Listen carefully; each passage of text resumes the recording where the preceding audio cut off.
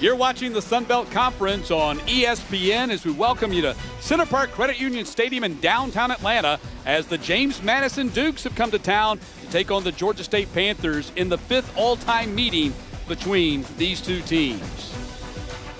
And good afternoon, I'm Matt Stewart, joined by Sam Crenshaw. And Sam, the Dukes 3-1 overall, already 1-0 in the conference after smacking Georgia Southern 35-10 last week in their conference opener. For the Panthers, this is their conference opener, 1-3 overall, still smarting from that big loss at Vanderbilt a couple of weeks ago. You know what, Matt? It sounds like two teams going in opposite directions, but consider this. Georgia State is coming off an off week, a chance to refresh and reload. They're coming out today, giving it all they got to try to get that first win in conference. Dukes are arguably the team to beat in the Sun Belt Conference. It's football 101 with them.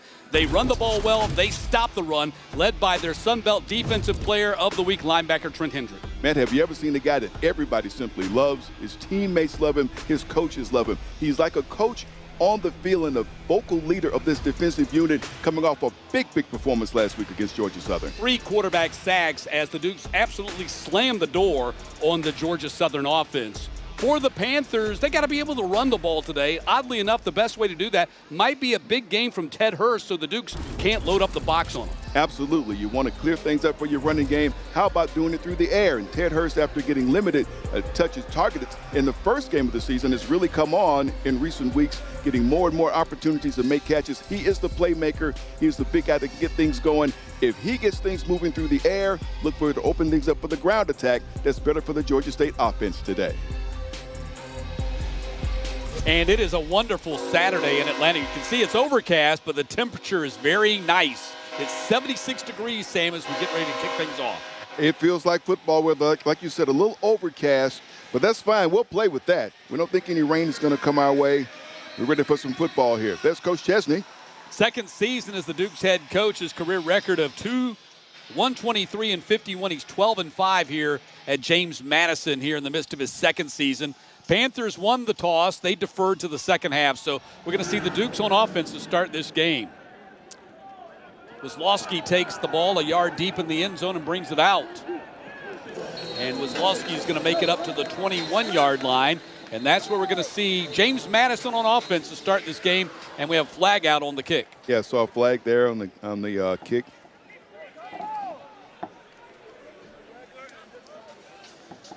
Tim Barker is our referee.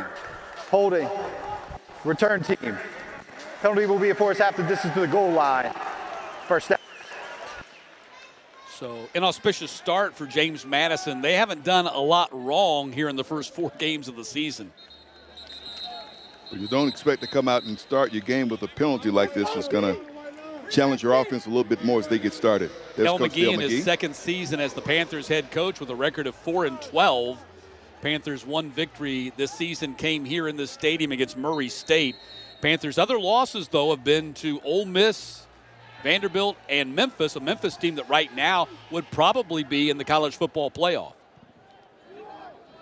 So Dukes in their white jerseys, trimmed in purple and gold pants, and Wayne Knight gets the first carry of the game, and a big run for Wayne Knight as he rumbles out to the 27-yard line, a 17-yard pickup for Wayne Knight on the opening snap. He's picking up right where he left off last week. Had a big game against Georgia Southern. Here is right up the middle.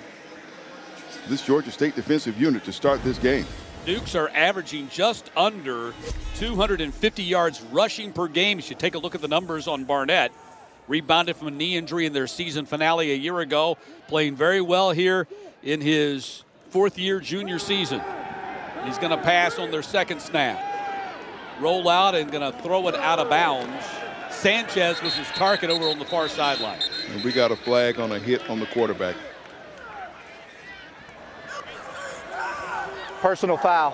Roughing the passer. Defense. Number 11. 15-yard penalty. Automatic first down. That's on the defensive end, Ian Matthews.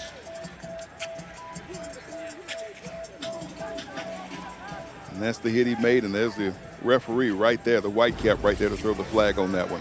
Yeah, he was right there on Barnett. Would have been hard to pull off, but I think with the intensity of which he buried Barnett, drew the flag. So 1st and 10 for the Dukes up at the 42-yard line now.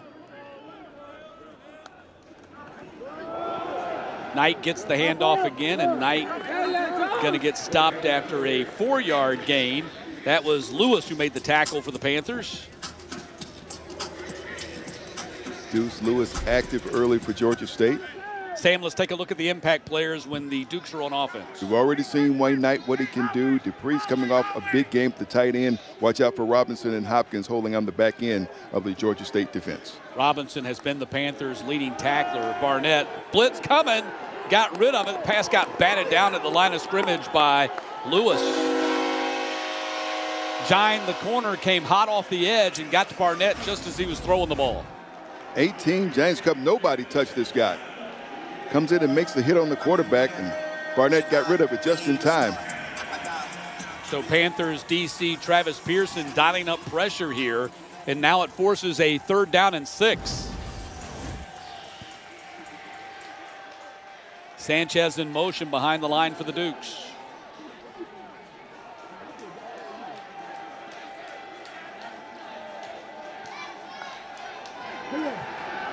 Again, Panthers bring pressure. He gets it out of there, and it's caught, then fumbled. Let's see how they're going to rule that. Panthers say they have the ball. That's going to be ruled an incompletion, I think. And we talked about this in the pregame meeting. Is that a catch or not? Take a look. Does he have it long enough? Or they're going to rule that an incompletion, although the replay officials are taking a look at it. And so now the Dukes will have to punt from the 46. We had that specific conversation, first thing we talked about. With the replay officials. With the replay officials not more than an hour ago. Javon Robinson is standing deep. We got a flag now. Delay a game, as Patrick Ray, their 4th-year junior punter, was lined up to kick it. Another one of these young men from Melbourne, Australia. The Australians are kind of taking over the kicking game here in the United States.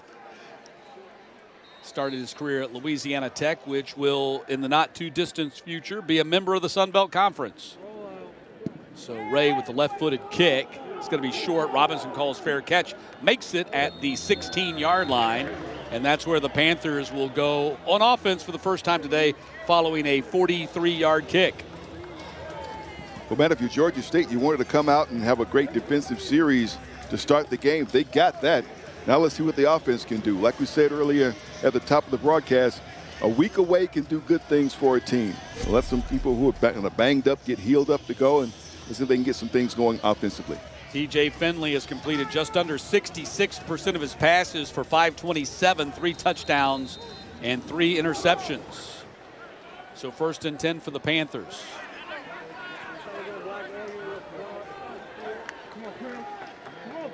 Amos gets the handoff, and Amos not going anywhere, gets stood up there at the line of scrimmage. Terry Lockett, the defensive tackle, first guy there. And the Dukes just do such a super job on defense, especially against the run, as we take a look at the impact players when the Panthers are on offense. Yep, we watch for them on Emmanuel Bush coming off a big game, and also Jacob Thomas started as a walk-on. Now one of the stalwarts of their defense. Rashad Amos, we just saw at the game. Let's see if they can get the ball out some to DJ Riles today. Riles had 5 catches in their loss against Vanderbilt a couple of weeks ago, and they swing the ball out here complete to Robinson. And Javon Robinson going to be tackled at the 26, about a yard short of the first down.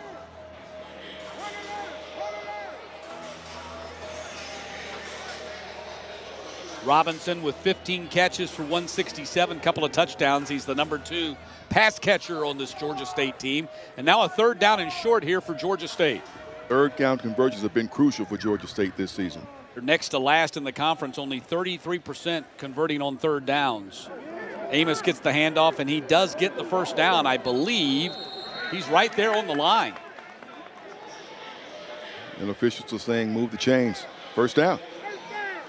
Needed a yard, got a yard and a foot. So a 1st down for the Panthers at the 27.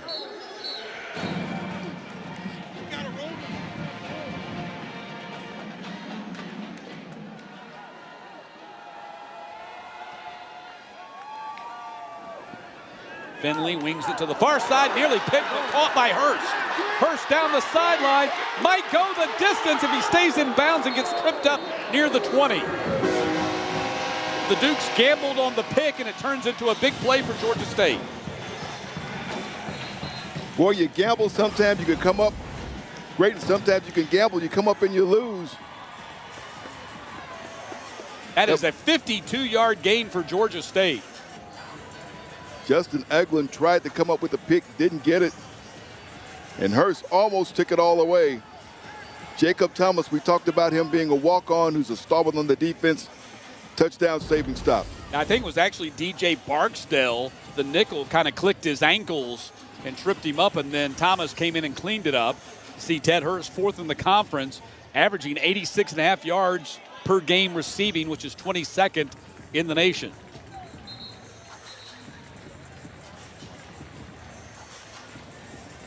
Have an injured player, didn't see who it was. So that's why we have a little bit of a delay here. Make sure he gets off the field. But a big play by Ted Hurst gives the Panthers the opportunity perhaps to grab the early lead here.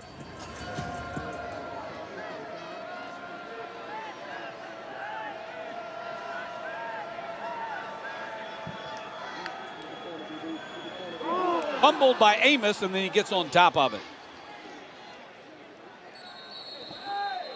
I think. Who ended up with the football? Ball take a bounce like it's ended up in the hands of Donovan Funchal. The 52, big 52 ends up with the ball. The sophomore offensive lineman from Perry, somehow he ended up with it. I thought that he got on top of it. He did. He fell on top of it. What so often happens when you fall on top of a football, it squirts out from underneath you. Yep. And Funch ended up picking it up for the Panthers. And so they lost a yard on the play. Back to business. Ball goes to Robinson. Robinson gets tackled out of bounds at the 9. Well, we got a flag, though.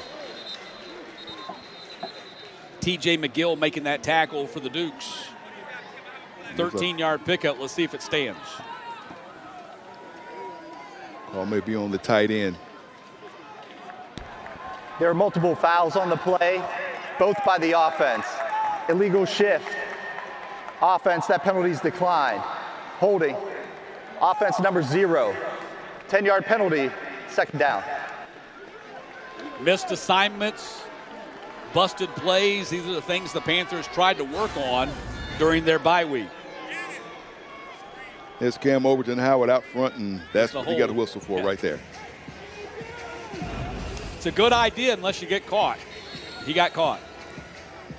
Second down and 21 now. The Panthers backed up to the 32.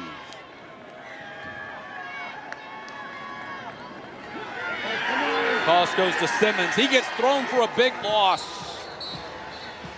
Gobira, the transfer from Notre Dame. He's in the backfield quickly. And there was nowhere Simmons could go. Jordan Simmons, who was bothered by a hamstring early in the season, just now rounding into shape and getting into the rotation. Another one of those bounce-back home players for Georgia State. Played at McEachern High School, then Michigan State and Akron, and even in camp with Ole Miss in the spring before landing here. Finley back to pass, throws across the middle. Is complete to Simmons, and he's down at the 29.5. And now it's going to be fourth down, and the Panthers have to try for a long field goal, which has been an adventure for them at times. It has been this season, and you want to try to get 6 if you could, but this offense, not only did it stall, it went in reverse after the big play to Hurst. So McAllister will try the field goal here. This is going to be a 47-yard attempt from right in the middle of the field. You got a good look at it right there from our end zone camera. Kick is on its way, and it's going to be off the mark. And so the Panthers come up empty on their opening possession as McAllister misses from 47. Dukes back on offense when we get back.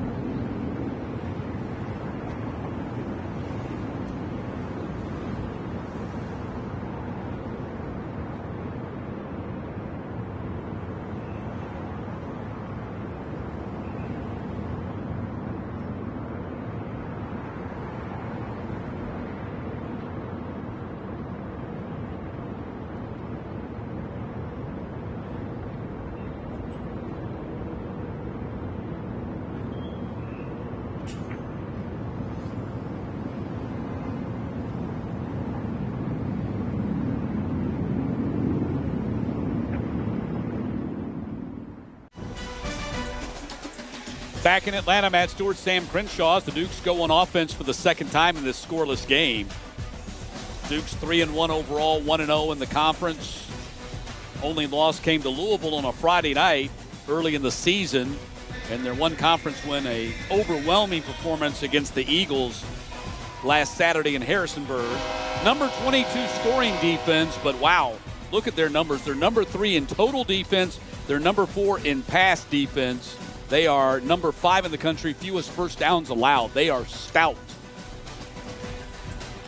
Not bad on offense either. We just saw that defense go to work. I mean, after the big play to Hurst that had the Panthers threatening to put some points on the board, we saw that defense really go to work. So now the Dukes go back on offense. They have the number 10 rushing offense in the country as well. As we said a few moments ago in the open, it's basic football 101. Run the ball well and stop the run. Amazing here in 2025. It still works. Handoff goes to Fuller, and Jordan Fuller, who had a big game, his breakout game with the Dukes after transferring from Holy Cross, came last week against the Eagles. That's his first carry of the game, and he gave the coach a black eye during the game last week. Coach has a shiner. Gave him a big hug and ended up making contact, caught him right below the eye there. Looked like he went 5 rounds with Smoking Joe. Yeah, man, Jordan Fuller's built like a fire hydrant, 5'11", 229. He is big and strong. Gets the rock again. This time Fuller's going to get stopped in his tracks. Nice tackle right there at the point of attack by, was that Jartavius? Yeah, Jartavius Flournoy, the freshman out of Colquitt County High School in South Georgia. He has had his moments this season. When he gets in the action, he can do some great things and showed you an example of it right there. They're very high on this young man. Yeah, they're very impressed. Travis Pearson, the defensive coordinator for the Panthers, says it's hard to remember that he's just in high school a couple of months ago. Dukes have been great on third down. This is not an easy one right here. This is 3rd down and 6. They're 53% on third down conversions. Win a lot of games that way. And a timeout's going to be called by James Madison. James Madison, 30 seconds. So we'll step aside as they talk things over, facing 3rd down and 6.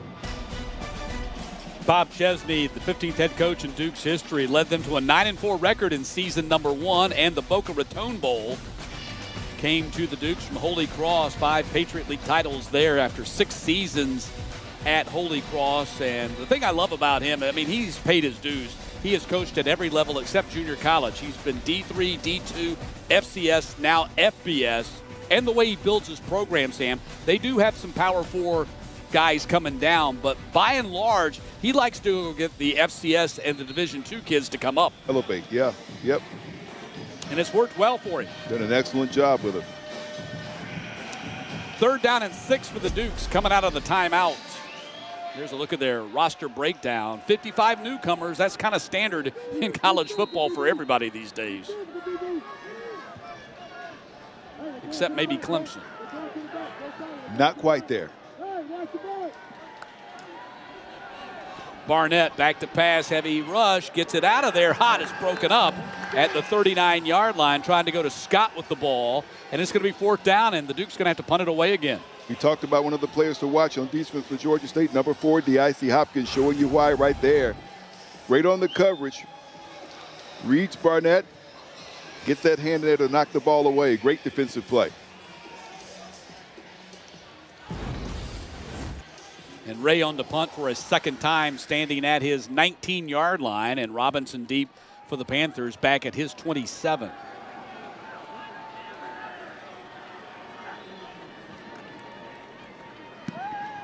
The orange-shoed Ray gets it out of there with the left foot. Robinson going to take it this time and go down immediately at the 28. 39-yard kick, just a 1-yard return, if that. And that's where the Panthers go on offense for the 2nd time today. Panthers moved the ball, had 67 yards passing, -4 rushing the ball first possession. Got down there close, actually got inside the 20-yard line, then moved backwards and missed a field goal by McAllister. The thing is, they're getting another opportunity because the Georgia State defense just had another great series, Matt. They've been impressive to start this game, slowing down a very productive and very potent JMU attack. Now let's see what does the 2nd possession for Georgia State on offense. And you wouldn't blame Del McGee if he stops going to the field goal. They've missed 5 out of 6 field goal attempts this season.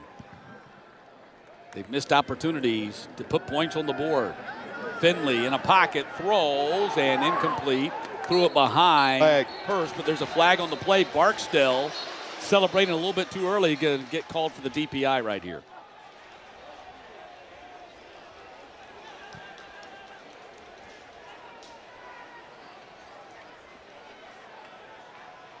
That's Elijah Culp going and letting the referee hear a little something. Pass interference, defense, number 32. 15-yard penalty, automatic, 1st down. So take another look at it right here. It's hard to tell on that angle. The pass was certainly behind Hurst. Well, I think because he had given Hurst a bump before the ball got there. Out of Rock Hill, South Carolina, and South Point High School, 5'9", 181 junior. So the Panthers have it 1st and 10 at the 43. And Amos on the run, gets 2 on the play. Spinogatti made a tackle for the Dukes. There's a look at it. Drew Spinogatti, 6'1", 229 junior out of Winter Garden, Florida, by way of Bishop Moore, and another one of the Holy Cross transfers. 2nd down and 8.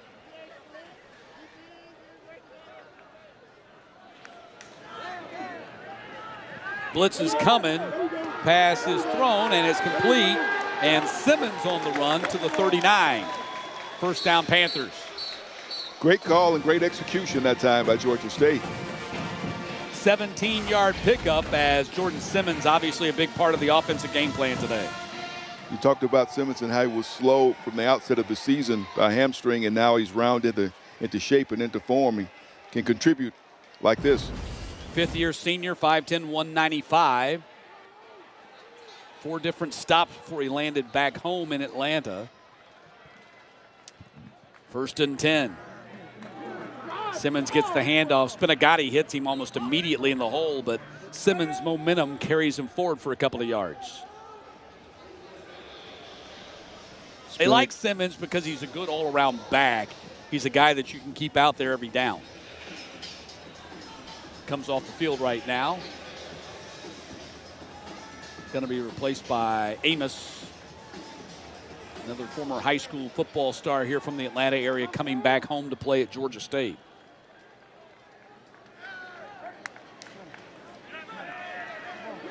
Finley, clean pocket, goes downfield, and man ends up down in the middle of the field. It's Hurst, who looks like going to have another pass interference call.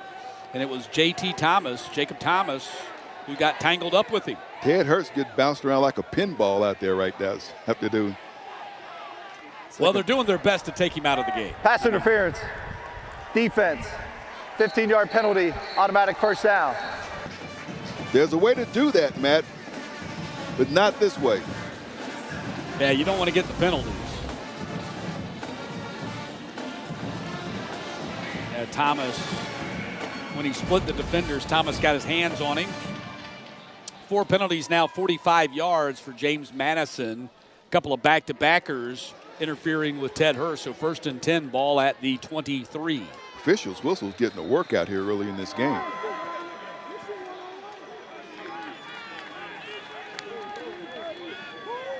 Amos on the handoff, weaves through the defense and down inside the 20. Holmes making the tackle. Hard running by Amos there, picking up those yards. It's hard going.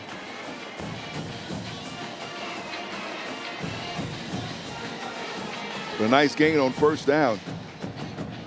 2nd down and 6. Panthers back down there in the red zone again for the 2nd time today.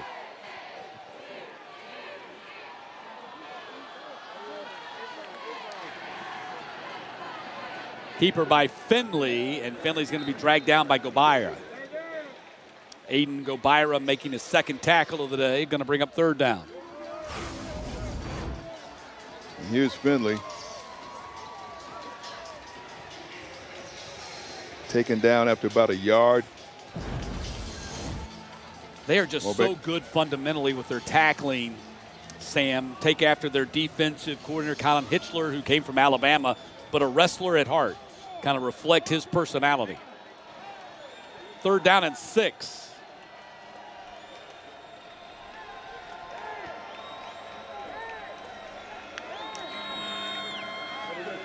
Finley goes up top for the end zone, caught over the shoulder. Touchdown, Georgia State, as the ball goes to Cam Overton.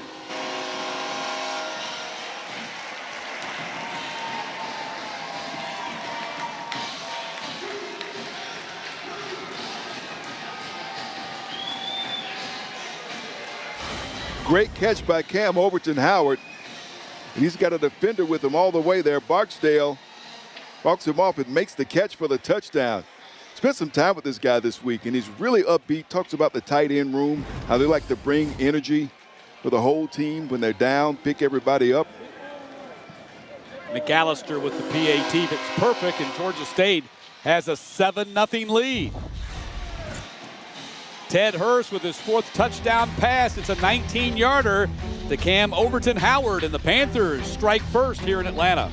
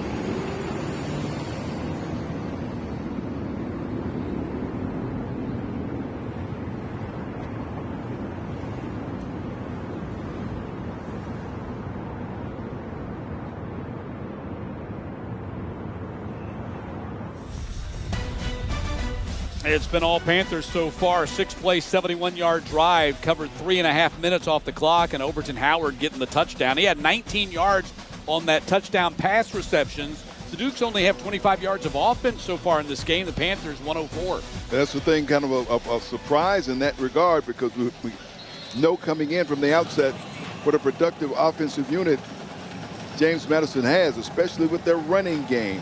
Curious to see what happens in this possession, but right now some momentum going the way of Georgia State. The Panthers have done a good job with the running game so far. All of the 25 yards for the Dukes have been on the run, and McAllister puts it out of the back of the end zone, and so the ball is going to come out to the 25.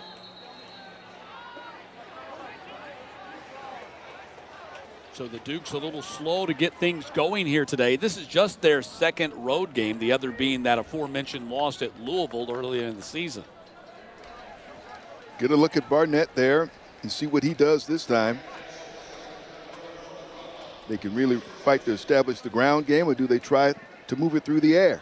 I'm guessing they get back to the ground game. But that was the thing that Del McGee said. The Panthers have to be able to fit the run well and have great eye discipline, because like Vanderbilt, there's a lot of shifts and motions and a running quarterback in this James Madison offense. That's Knight back in there getting the carries on this set of downs, and he bursts forward up to the 31 for a 6-yard gain. Had 151 in the 35-10 win against the Eagles last week, and he's number 12 in all of college football, averaging 7.1 yards per carry, or FBS football to be precise.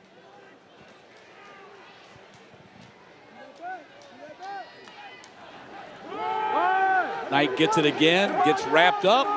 Good job by the Panthers on defense as Dean is there to send him back.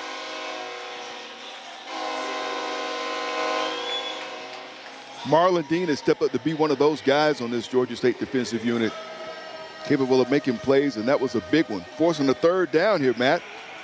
Dean, a fifth-year senior, 6'5", 238, a big outside linebacker that they can really use almost as a defensive end. They bring him up on the edge and use him almost like a defensive end instead of an outside linebacker. 3rd down and 4. Barnett, pocket, throws, incomplete. Another 3 and out for the Dukes as Knight cannot come up with it. And Knight was open that time. Barnett just threw it too wide for him. And the Dukes, a team that we showed you earlier, 53% on 3rd downs this season, are 0 for 3 on 3rd downs here in the first quarter.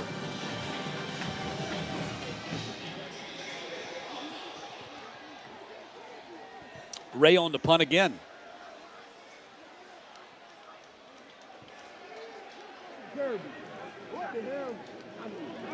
Going to run a fake, and it's going to work. Get the first down. So the Dukes run a fake punt in their own end and give the ball to Dupree, who picks up the first down. 8-yard pickup. Gutsy call there by Chesney. He just didn't like the way this offense was going. Let's find a spark, and they go to Lakota Dupree to get it. Perfectly executed. We talked about earlier about Dupree and what he contributed last week in the offensive end, but here he is on special teams doing something to keep the offense on the field, see if they can get untracked. He's a great story, and their offensive coordinator, Dean Kennedy, said this is a guy, every time he touches the ball, he brings a spark and makes a play, brings a lot of energy, and they go to him to convert on the fake punt. Here's another whistle. 60. Snap infraction. Offense, number 60. 5-yard penalty. First. That's Zach Greenberg, the transfer from Chapel Hill, North Carolina. 5th-year senior out of Livingston, New Jersey, 6'4", 302. Bell cow of that offensive line, though, is Pat McMurtry, their right tackle. But Greenberg, they say he's really smart, which is important when you're playing that. Well, it's important all the time, but important when you're playing that center position. So 1st and 15 now. Fuller on the run to the outside, and Fuller going to get stopped at the 46, 48. We got another flag. Huff came up and made that tackle, going to erase that run, it looks like. Force it. Holding. Offense number 60. 10-yard penalty, first down.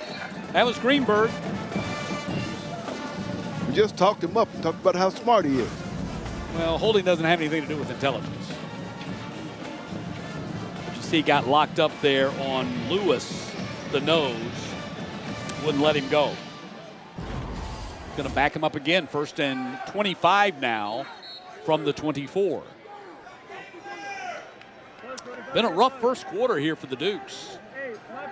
Uncharacteristic mistakes and penalties. Unable to get that running game fully going yet. Now they're going to go to the air. Here comes the rush. They dump it off to Sanchez. Sanchez makes a man miss. And Sanchez going to get stopped at the 31.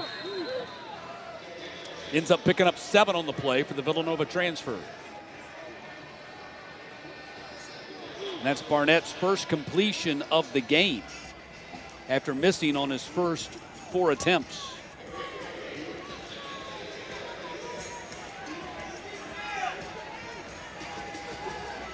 Final minute of the first quarter and a 7-0 lead for Georgia State.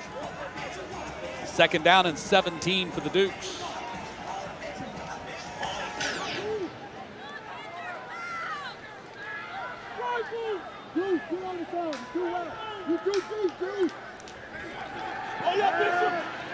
Barnett dumps it off. Wow, big hit out on the edge by Huff. Right after Knight had made the catch. Jordan Huff said, come here. I'm all over it. Take another look. Makes the catch, and 6 is right there in a hurry. Big hit. Short completion there for Barnett, and the Dukes brings up 3rd down and 17. And that is the end of the quarter.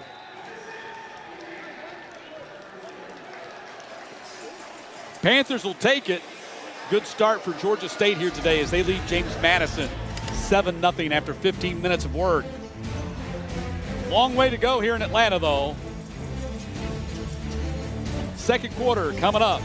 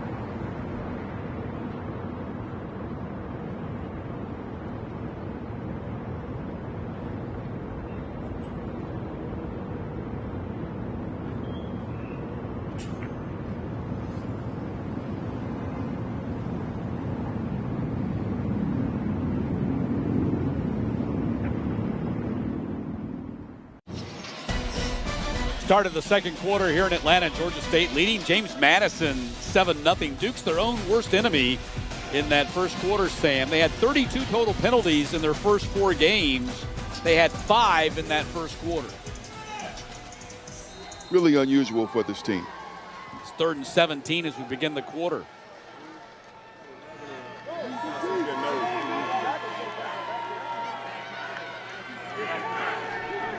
Barnett, pocket, gonna dump it off, tried to, got knocked down. Panthers rallied to the ball, and the officials haven't signaled incompletion yet or not.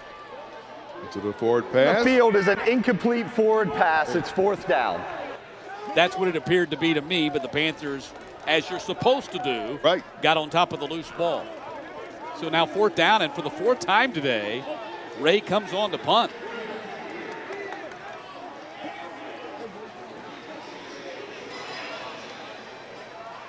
I'm just seeing a confident group with this Georgia State defensive unit as they come off the field and what they've been able to accomplish so far in this game, Matt.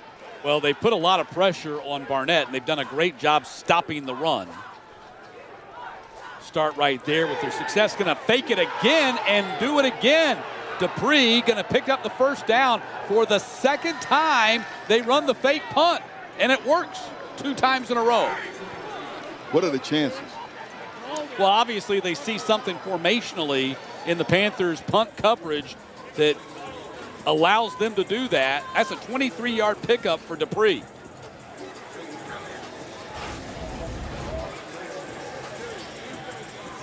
And that was a direct snap. To me, there was less deception in that one than there was in the first one. They really have discovered something. So 1st and 10 for the Dukes at the Panthers' 45.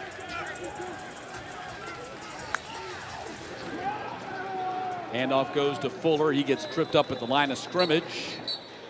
Josiah Robinson was the one who got his hands on his ankles and knocked him down. Fuller suffered an ankle injury at Holy Cross in his senior season there and missed most of the season a year ago. And because they don't have the extra year there in the Patriot League, he had to go somewhere. He had to transfer, so he went back to what was familiar, and that was Coach Bob Chesney's team here at James Madison. Had a big game against Georgia Southern last week, 137 on the ground. Gets the rock again. The 40. You know, he's listed as a running back because we don't have fullbacks anymore, but he is the quintessential fullback. Yeah, built like a fullback. The way he carries him. He's put together now. Marlon Dean in on the stop there for Georgia State, and here's another 3rd down for the Dukes. And a 5-wide formation with a 4-wide receiver diamond formation at the top of the screen.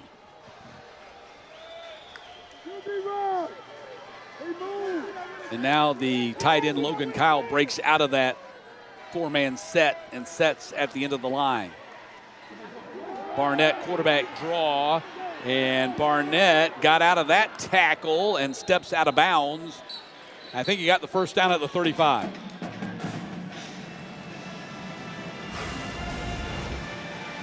Market. Yep, sticks are moving. Barnett doing just enough to get that first down. Great heads-up play. And Barnett was the thing that really concerned them most, Travis Pearson, about the Dukes running game, because now you got that running quarterback. You got to account for all 11 men on the field. And he hurt him right there by picking up the first down. So 1st and 10, Dukes at the 35. Barnett being chased again by Dean. Throws across his body, gets it out of bounds. Dean brought the pressure, as the Panthers have done pretty much all day. It brought a lot of heat. So look at Alonzo Barnett. Feels the heat coming. He decides to get rid of it. Bob Chesney felt like they might have to go a little bit up-tempo here today to try to keep Georgia State from subbing in and subbing out personnel on the defensive side of the ball.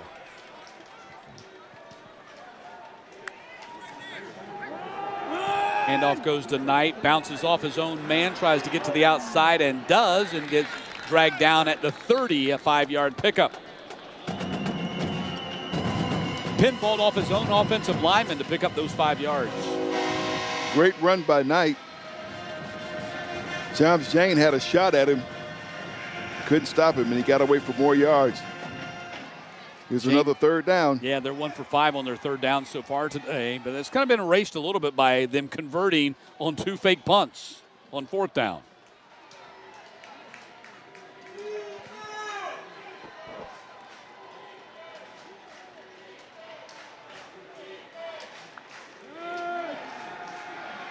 Arnett stands in there, delivers on the slant across the middle for a first down as the ball is completed to Collins. Smoke Collins. That's right. Zaran, called by his parents, but everybody calls him Smoke. First down. Nice catch for the third down conversion. This is a long drive for the Dukes. They've had 2 fake punts on it. Now the drive is 9 minutes long, if my math is right. Or approaching 9 minutes long, 8 minutes long. 1st and 10.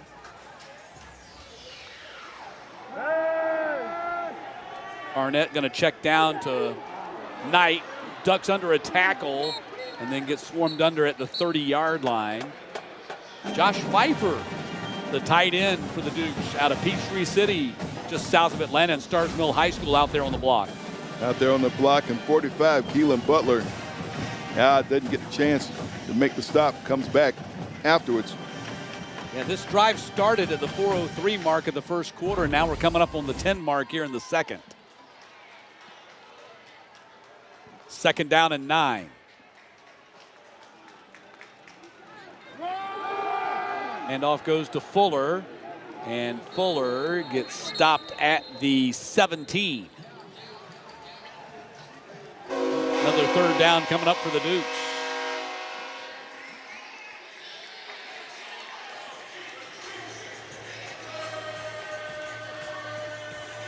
This drive continues to chew up some clock.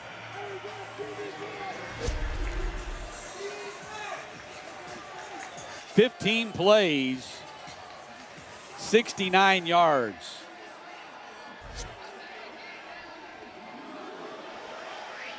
Third down and 5.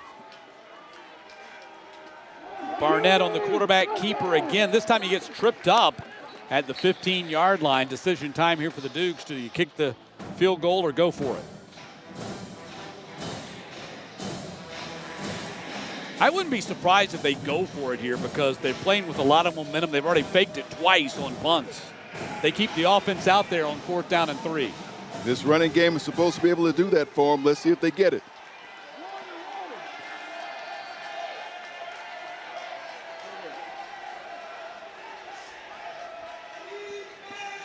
Play clock down to 8.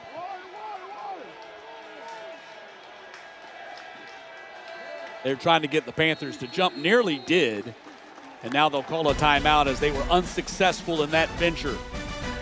Timeout called by the Dukes. 4th down coming up when we get back. Likely going to kick a field goal here.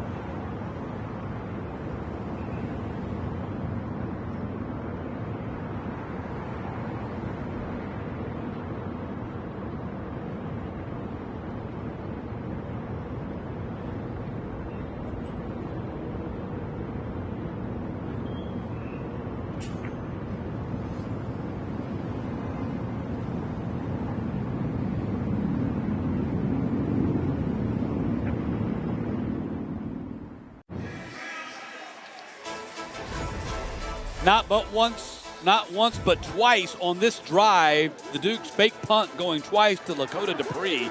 Twice they converted, and now the play drive stands at 17 plays. And a long drive. Now it's come to a fourth down here, Sam. Fourth down, and we believe we're going to see the kicking team come on to try to put 3 points on the board. We believe.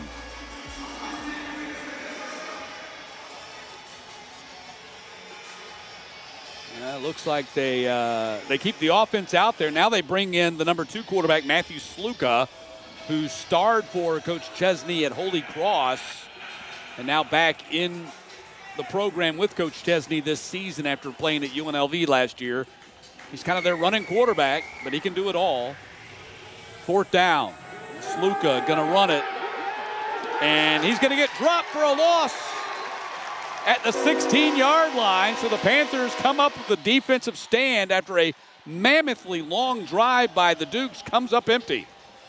Once Georgia State defensive units coming through, you're looking at Henry Bryant leading the charge, the guys up front. And we got one player down on the field.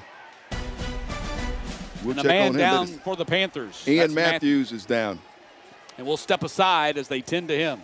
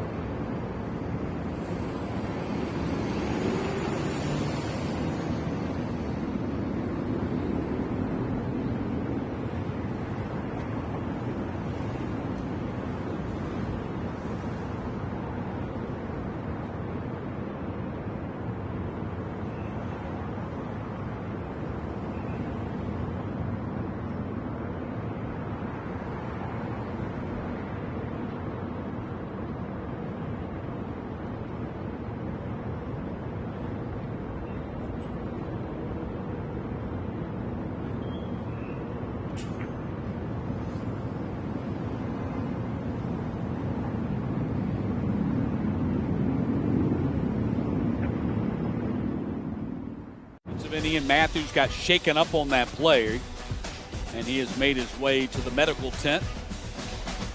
And we'll pass along any kind of update that we can get. Meantime, the Dukes held the ball for over 2/3 of a quarter. 10 minutes and 32 seconds and a 17-play drive, 10 rushed, 7 passed, and they come up empty. They come up empty, of course. You got those 2 fake punts that help keep the offense on the field and keep those drives continuing. But you got to tip your cap to the Georgia State defensive unit and what they've been able to do so far in this game, Matt. Well, the Dukes coaching staff, in particular Bob Chesney, preached to his guys all week long. Don't look at the Georgia State record. You cannot judge how well this team can play by looking at their 1-3 record as Cam Brown makes his way in. He's been more than just an adequate number 2 quarterback. He has really played with a lot of energy. Really, his stats are better than TJ Finley's. And the handoff goes to Amos, shrugs off one tackle, and Amos up to the 22-yard line, picks up 6 on the play. And what Brown does is he makes that defense realize he's a bigger threat to run than Finley is. Something else they have to be concerned about, something else that will help free up things for the running back. You saw a good run there by Amos on the first play of this possession. Amos, the Panthers' leading rusher through the first 4 games with 165 on the ground.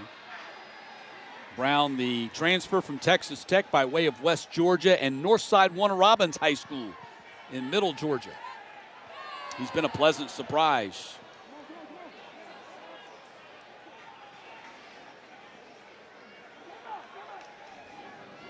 Quick pass out to the edge to Simmons, and a flag out as Simmons picks up the first down, might get erased.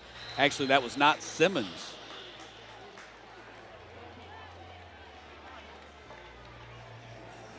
Three, Blackburn. Holding. Offense, number 0. 10-yard penalty. Second down. Yep, it was number 3, Leo Blackburn. He gets erased by the penalty.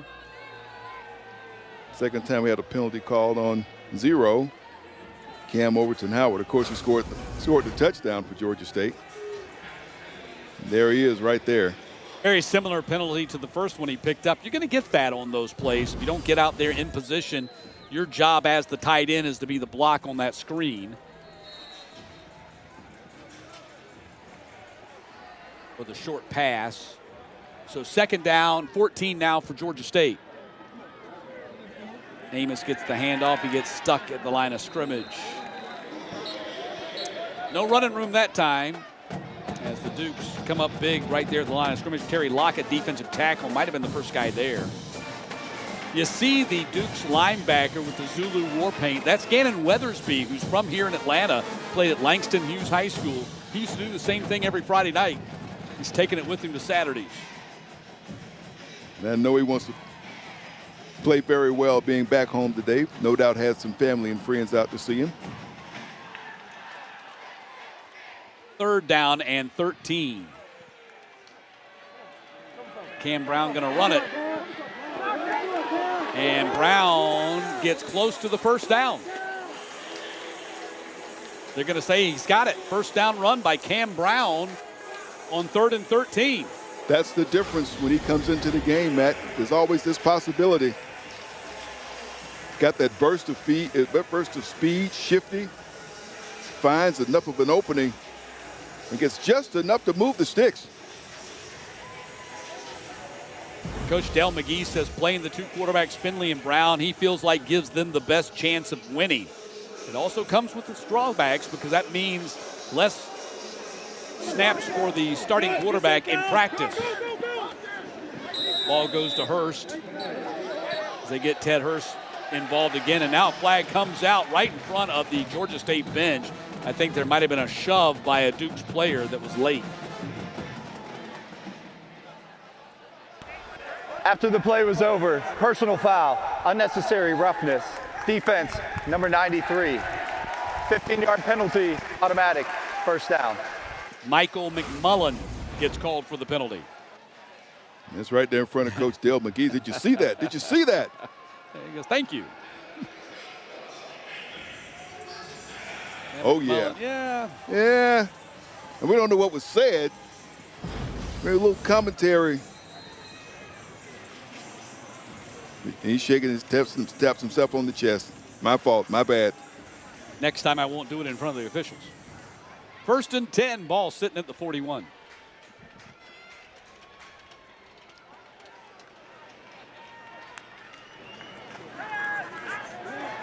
Brown scrambling out of the pocket, throwing, and it's complete. Goes to Simmons up to the 49-yard line. Jordan Simmons with the catch. 8-yard pickup. Great play by Cam Brown, extending the play just enough to find Simmons. 2nd down and 3. Let's see if the Panthers take a shot here on a 2nd down and 3, knowing that they're facing a 3rd and short if they fail. Nope, going to hand it off. And that'll move the sticks. First down run for Simmons. As the clock goes below 5 minutes to play in the second quarter, maybe they say, you know what? We're going to do what James Madison did to us. We're going to run this clock a little bit. Well, I mean, the drive by James Madison, 10 minutes, 32 seconds, was impressive, but it's an absolute killer. It backfires on you if you don't score, because now you've just shortened the game. Although probably a little too early to be talking about that, but you burned up 10 minutes of 32 seconds, and it was unproductive for you offensively. Brown dumps it off across the middle, flag out after the catch was made by Overton Howard right there, the tight end. Nice hit by Jacob Thomas there, too, there defensively for JMU, but we got a flag. Holding. Offense, number 59. 10-yard penalty, first down. It's KB Boyd, right tackle. That'll erase the catch by Simmons. You mentioned J.T. Thomas, who was a quarterback in high school at Stonebridge High School in Ashburn, Virginia, converted. He actually joined the program when Coach Signetti was here, came on as a walk-on, was promised a scholarship, did not get it before Signetti left, and the first thing that Bob Chesney did when he got here was honor that and give him a scholarship.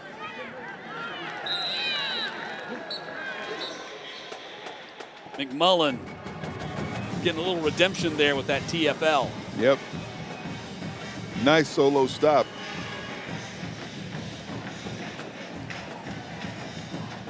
Second down.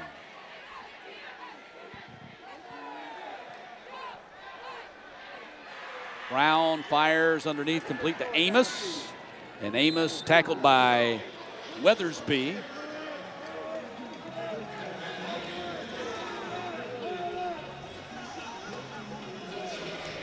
Brings up third down and long.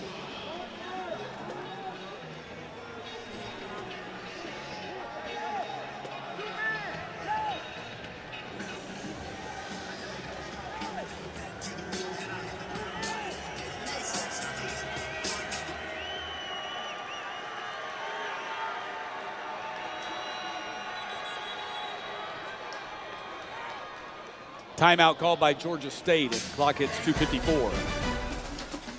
We'll step aside. Panthers got a big 3rd and 13 coming up when we get back.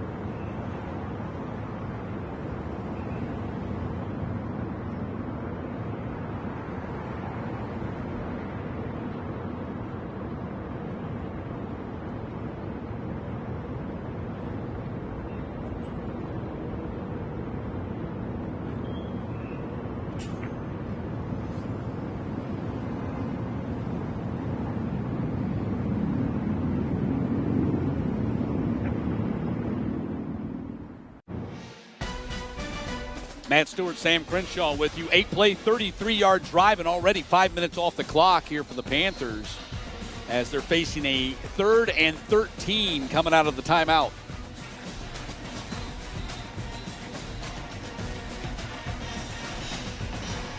And regardless of what happens on this play, when you get the 4th down, do you give the ball back or do you still go for it, depending on what you're doing this play, Matt? Yeah, that's it. I mean, really, it just depends on how close you get to the sticks here. You don't want to give a short field to James Madison after your defense has done such a good job of stopping them so far today. The Panthers are 3 for 4 on 3rd downs. You got movement.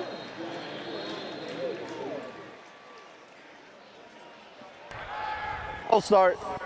Offense, number 59. 5-yard penalty, 3rd down. It's Boyd again.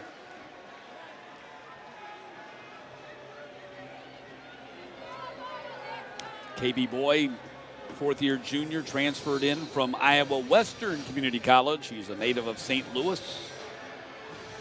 And now it's 3rd and 18 for Georgia State. Got to get to the other 38 to pick up the first down. Pressure coming off the edge. Brown gets it up in the air and going for Hurst. And no flag as Hurst turns around to look for one. And it's going to be 4th down, and this will be a punting situation for Georgia State. So that means we've now had 2 long drives, one by James Madison, one by Georgia State, totaling over 16 minutes on the clock with no points. Chanley with the punt. Good one coming down inside the 10. Return up to the 20 by Knight. 49-yard kick, 13-yard return, 36 on the net punt. And that's where the Dukes go back on offense with 2:39 left here in the first half. They have 2 timeouts remaining, but they do also have the 2-minute timeout. So basically they have 3 timeouts in their pocket as they go on offense here.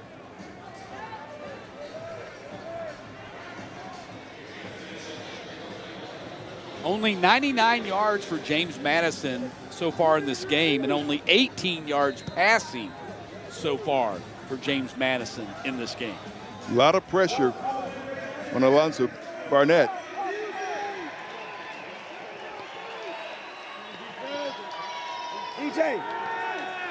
Clean pocket, stands in there, right across the middle, Dupree. Lakota Dupree's probably been their star of the game so far today. Picks up the first down at the 31. But that's what you have when you have a good, solid tight end. That's what you do. He's your reliable. You can go to him to move the sticks, and that's what happened on that play.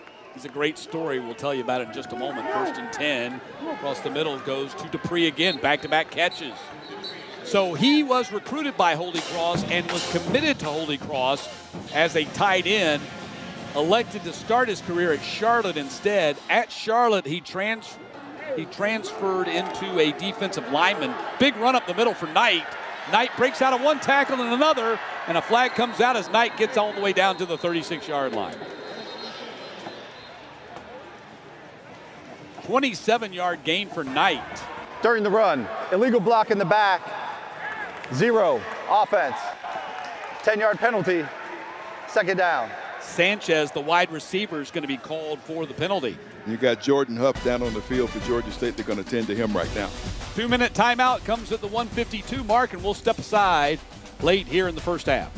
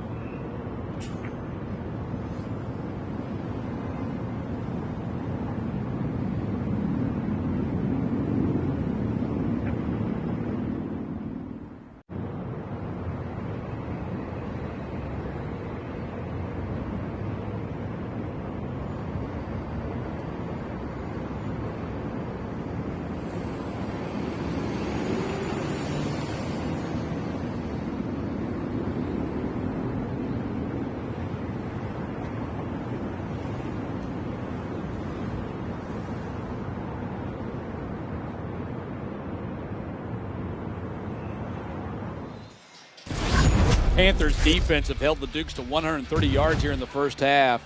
One tackle for loss, a couple of PBU, and a couple of quarterback hurries, but it's been very effective defense for Georgia State today. Yeah, it's been solid. Matt Stewart, Sam Crenshaw, as we return to action here. 1st and 10, ball at the 41-yard line.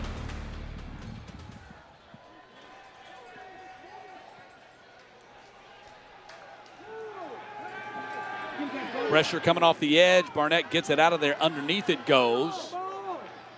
And Knight up to the 50-yard line. Yards short of the first down, and the Dukes hurry up to the line of scrimmage. 2nd down and 1. When Barnett got that one unloaded just before he took a shot.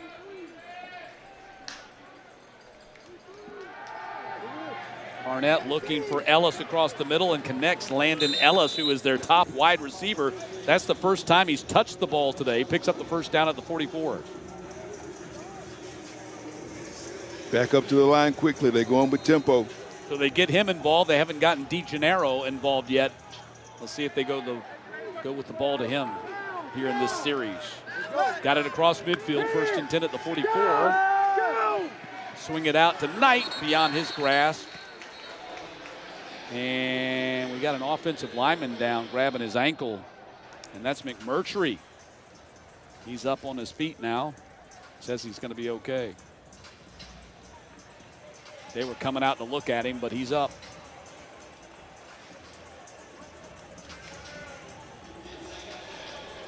Trying to take care of Barnett. They kept him clean last week. It's one of those games you're awfully proud of in your offensive line when you keep your quarterback clean. McMurtry, 6'5", 305, senior out of Verona, New Jersey. Holy Cross transfer, like so many of these Dukes players are, joining Chesney from his previous stop. But now it's going to be 2nd down and 10, 1:07 to play in the half. Barnett across the middle, incomplete. Trying to get the ball to the tight end, Logan Kyle. The James Madison people are screaming. James Madison sideline, including Coach Chesney. Did you see something out there? Wow. I think they probably were looking for a target. I don't know. I think they're probably looking for a target more than they were a pass interference call right there. 3rd down and 10. Pressure again. Barnett stands in there. Broken up by Josiah Robinson, the linebacker, as they tried to go to Dupree that time. But Dupree had been the go-to so far, been the most reliable receiver for JMU today. And again, the Panthers doing a really good job of bringing pressure off the edge. That's Dean again. They're not getting to Barnett. They don't have any quarterback sacks, but just as important is they're getting the quarterback hurries and making him rush his throws. So again, Duke's having a punt here. This time they don't fake it. There was a flag thrown. False start. Offense.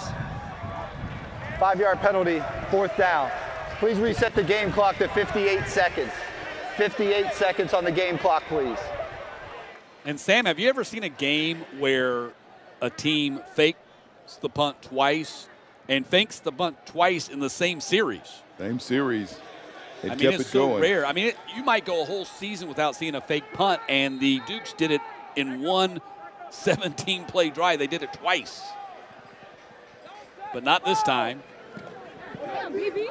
End over end kick. Nobody back for the Panthers.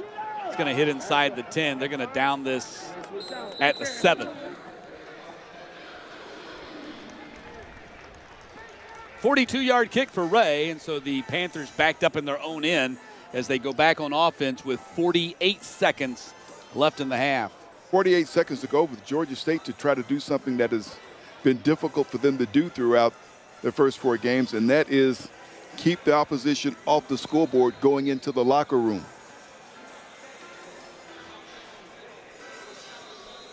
Finley 5 of 5 passing for 101, a touchdown. That quarterback rating, I don't even know what that's about. never seen anything quite like 335.7. Of course, limited sample size. It's been a good half for Findlay, been a good half for Georgia State. My guess is they're going to be very conservative here because they don't want to make a mistake and gift the Dukes with an easy score right before halftime after they played so well in the first 2 quarters.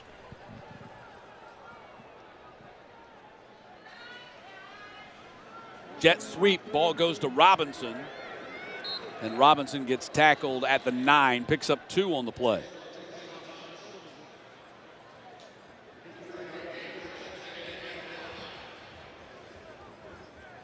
Nobody's using any timeouts. Seems like they're content to let this one run. Panthers have 2 timeouts remaining.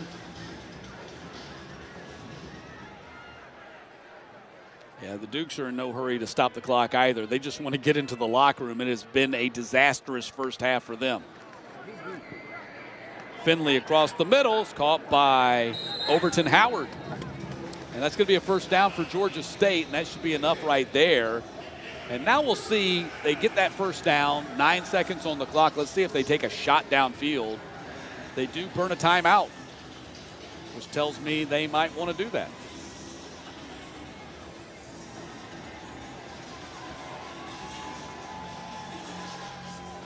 So Findlay's now a perfect 6 for 6. Brown 3 for 4. So Panthers quarterbacks 9 for 10 passing in the first half.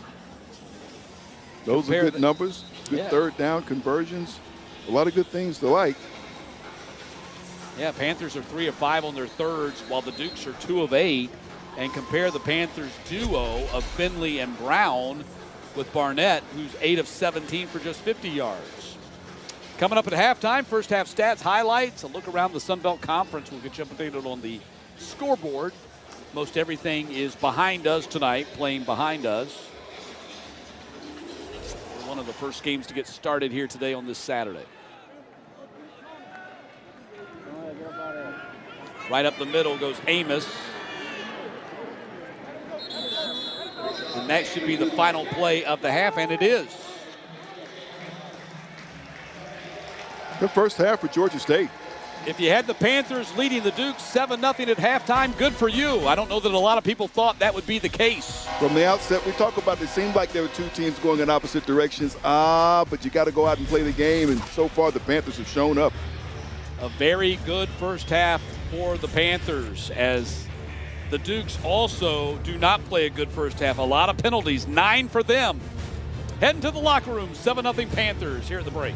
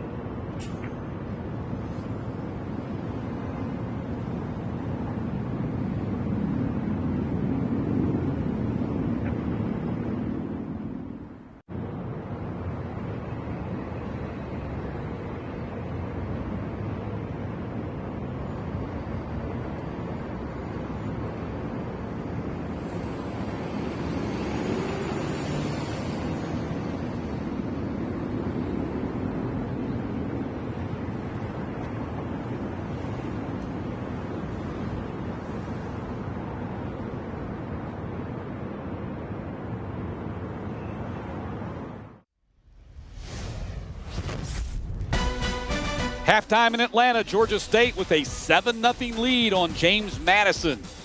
Get all of ESPN College Football all in one place with the all-new ESPN app. Unlock with the ESPN Unlimited plan or log in with your TV provider. More halftime coming up from Center Park Credit Union Stadium in just a moment.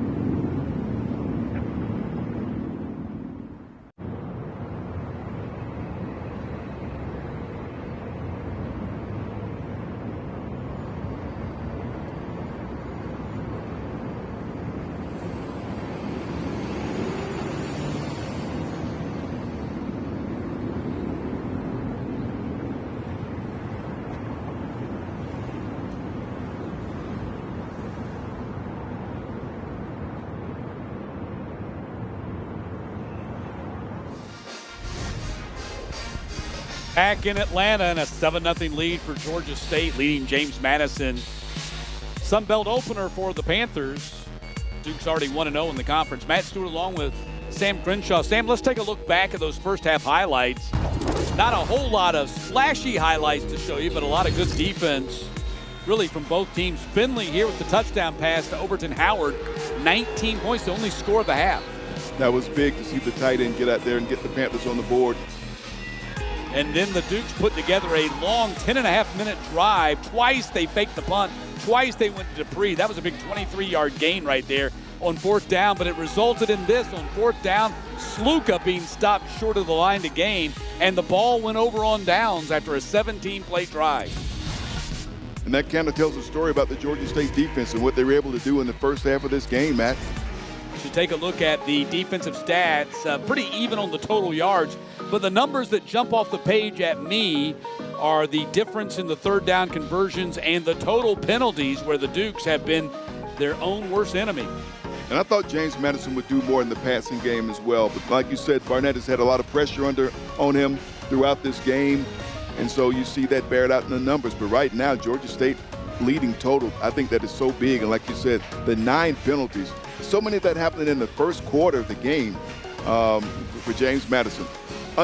Not typical for this team. No, not at all. And individually, the top stats getter in the game has been T.J. Finley, a perfect 6 for 6 passing for 112 yards in that touchdown pass that we showed you there. But that's a little bit misleading in that 52 of that 112 came on one play, which was a catch and run by Ted Hurst. Halftime here in Atlanta. We'll come back and take a look at scores and news and notes from around the Sun Belt Conference as Georgia State is leading this one, some would say perhaps surprisingly, 7-0 at the break.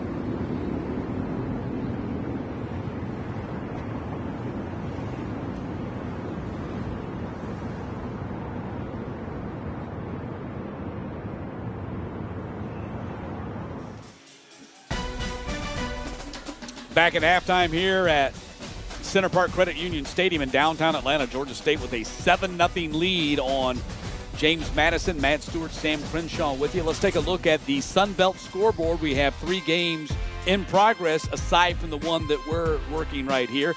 App State with a 17-14 lead on Oregon State. In non-conference action, Oregon State playing in the Pac-2. That soon will be the Pac-12 again, or Pac-8, whatever. However many teams they end up with here the next year or so. But App State, of course, will be here next week against Georgia State. J.T. Cole getting the start at quarterback for the Mountaineers today. 10 of 20 passing for 161. Davion Dozier, 2 catches for 94 yards. ULM, they've been a big story in the conference so far, playing out of conference today against the Big Ten's Northwestern there in Chicago. And the Warhawks are trailing 18-7. That's late in the second quarter. And the only conference game in progress right now, aside from ours, Texas State and Arkansas State tied at 7. The Red Wolves have been a big disappointment at 1-4. Jalen Rayner, though, 13-yard touchdown run late in the first quarter to tie it up. He's had 62 yards passing, 54 yards rushing in that game. Still to come tonight, you got Coastal Carolina playing at Old Dominion. Right now, Old Dominion, according to the ESPN Power Index, is the percentage favorite to win the Sun Belt Conference. Coastal Carolina's off to a 1-0 start in Sun Belt play with a win at South Alabama a couple of weeks ago. And South Alabama, the aforementioned, playing at Troy tonight, 7 o'clock. That's the battle for the belt there at Veterans Memorial Stadium in Troy. News around the conference, a couple of television programming notes to pass along. These James Madison Dukes will be hosting the Louisiana Ragin' Cajuns at noon next Saturday, and that game will be on ESPN2. The first of the many midweek games start up for the Sun Belt Conference this coming Thursday night, as the Georgia Southern Eagles will play host to the Southern Miss Golden Eagles, and that'll be on Thursday night on ESPN2. And a couple of honors going to the Dukes, as we mentioned earlier. Trent McKendrick, the Defensive Player of the Week for the Dukes, hasn't really had a big say in this game so far. And Curtis Harris-Lopez, with his family in attendance to watch here today in Atlanta, the Special Teams Player of the Week, but he has not had much of a say in what's going on here so far today. Could change in the second half. We shall see. 7-0, Georgia State on top. Second half coming up when we get back.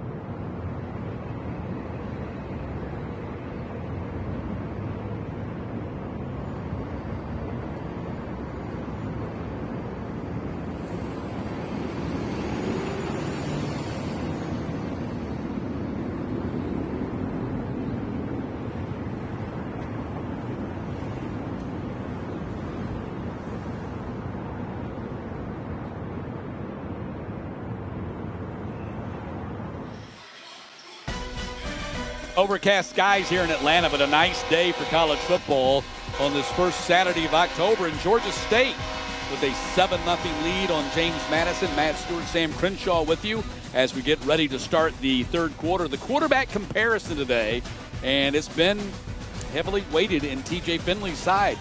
It has been. Finley has come out and looked like he's been perfect through the air and doing some things. We had a touchdown pass. Meanwhile, Barnett, while he has gained some yards on the ground, not the effectiveness you expected to see with the passing attack. Anxious to see what happens in the second half of this game when James Madison goes on offense. And throw in the fact that Cam Brown also played for the Panthers in that first half, and he was 3 for 4. So your quarterbacks for the Panthers are 9 of 10 for 126 in this game. Far more productive, and they're about to get their hands on the football to start this second half, Matt. So the Dukes kicking off. Cristiano Rosa kicking off for the first time today. And set sail, and it's going to go to the back of the end zone. Panthers will get the ball at the 25.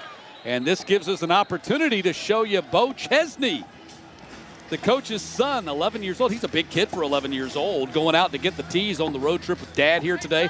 That means they have 3 generations of Chesneys on the sideline. Of course, Bob Sr. is always with Bob Jr., the head coach. Bob was a longtime coach growing up, and so the Chesneys are well represented. 3 generations of them on the sidelines here today. Got a chance to meet Bo before the game. He's a sharp kid. Young man got some good moves out there. Moves quickly. He's a quarterback and a linebacker playing for the Spotsville Junior Blazers. Finley back to pass and throws incomplete. Javon Robinson was the intended target out there. First incompletion for Finley in the game. So I figured it out with Bo Chesney. And like I said, he's a big kid for 11 years old, quarterback, wide receiver. That means he would be in the signing class of 2033. 2033. Second down and 10 for the Panthers. Pass comes this way, and that's going to be caught by Hurst. So after Finley threw his first incompletion of the day, he goes back to Hurst and picks up about 8 on the play up to the 33. Nice catch by Hurst. He eludes the defender, but then runs into the back of his own blocker there, not able to get enough yards for the first down. Nice move there. That's going to bring up third down. So third down and 2, opening minute of this third quarter. Handoff goes to DJ Braswell on the sweep. Braswell gets the first down. First carry for Braswell today, and a flag comes out. Flag comes in. Was watching. Finley lines up and took that one from center.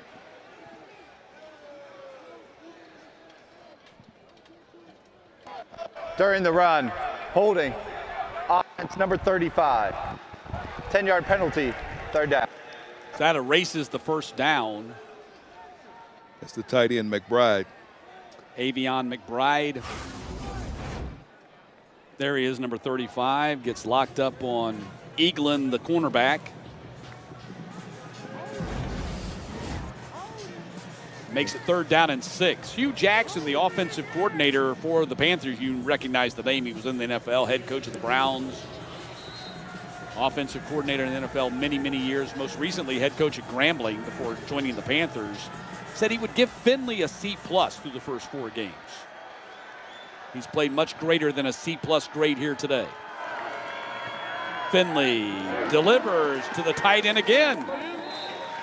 Overton Howard with his 3rd catch of the game. And he gets the first down, but he knew he was 1 step away from picking up much more yards. He pounds the turf after he's taken down, but another big catch by Overton Howard. That's a big target at 6'4", 254. Senior from Marietta High School, the Blue Devils. Transferred here from Gardner-Webb, where he was playing for Trey Lamb. Of course, Trey Lamb now the head coach at Tulsa. Fake handoff. Finley goes deep. Hurst is open. Can't catch it. Great call. Throws too long.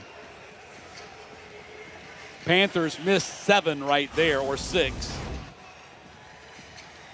Hurst was open, could not catch up with the pass, though. A little bit too much on it from Finley.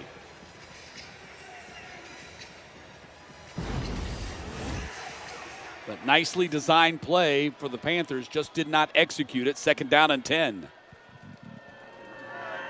Screen comes out here to Robinson, had some blockers, gets cut down pretty quickly by Thomas. Jacob Thomas.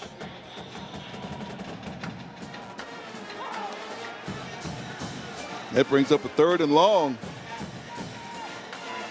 Panthers go in hurry before the Dukes could get all their players off the field. There's going to be a penalty on the Dukes for illegal substitution. Panthers moved very quickly on offense right there and caught them in a line shift like a hockey team. Illegal substitution, more than 11 players, defense, 5-yard penalty. Now. Yeah, Dukes looks like a hockey team trying to get their men off the ice, get them over the boards and on the ice.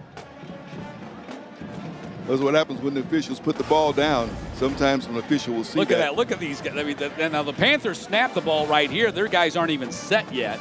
Yep.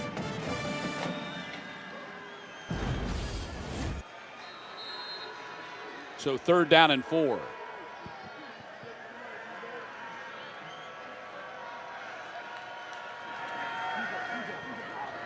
Finley across the middle, caught, and that'll be a 1st down. That goes to T.J. Payton, I think, right? No, that's not T.J. Payton.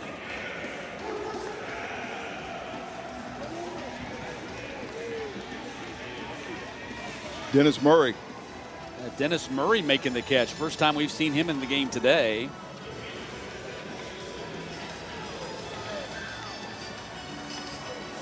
And that'll be good for the 1st down.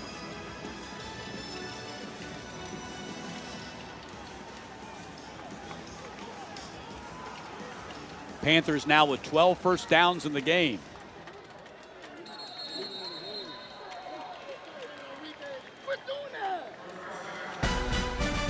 Timeout call by the Panthers. 3 minutes into the 2nd half and a 3rd down coming up for Georgia State. Actually, they picked up the 3rd down. Now it'll be 1st down for the Panthers when we come back out of the timeout.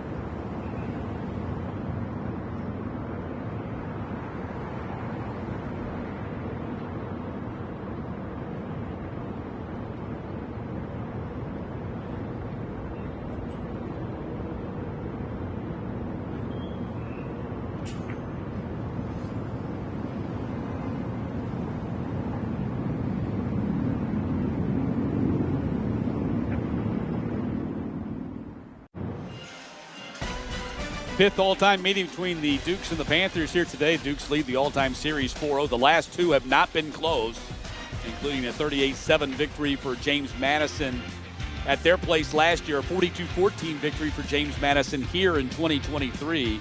Series started back in 2012 when the two teams were FCS. Only one close game. That was the 2022 season when the Dukes came from a big deficit to win it 42-40. And that was in Harrisonburg. So 1st and 10 for the Panthers coming out of the timeout. Duffus, the right guard, came out of the ball game right there at that timeout and went to the tent. And Finley, pressure coming, and there is Holmes making the sack. Xavier Holmes, 5th-year senior out of Clarksburg, Maryland, and transferred from Maine, gets the QBS. That is big. Xavier Holmes read this play perfectly and know where Finley could go. Big TFL. I mean, with the time of possession and ball control we've had in this game, Sam, this is just the 5th possession for the Panthers in this game. Loss of 12 on that play, 2nd down and 22.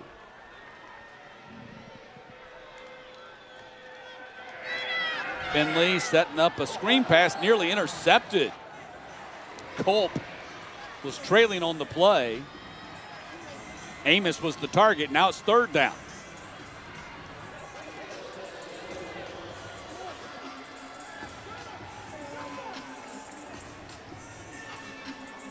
And we talked about starting this half, how Finley had been perfect, all of his pass attempts. That has changed here at the start of the second half. Yes. He's 4 for 7, I believe, passing here in the second half. 3rd down and 22. Finley goes to the far side, caught by Overton Howard again. He gets submarined out there by Eagle in the corner, and it's going to be 4th down. Great series for the James Madison defense. Big tackle for loss. Yeah, they turned up the pressure. They turned up the intensity that time. James Madison's defense on that series looking more like themselves than they did in the first half. Now can they get in the offense going?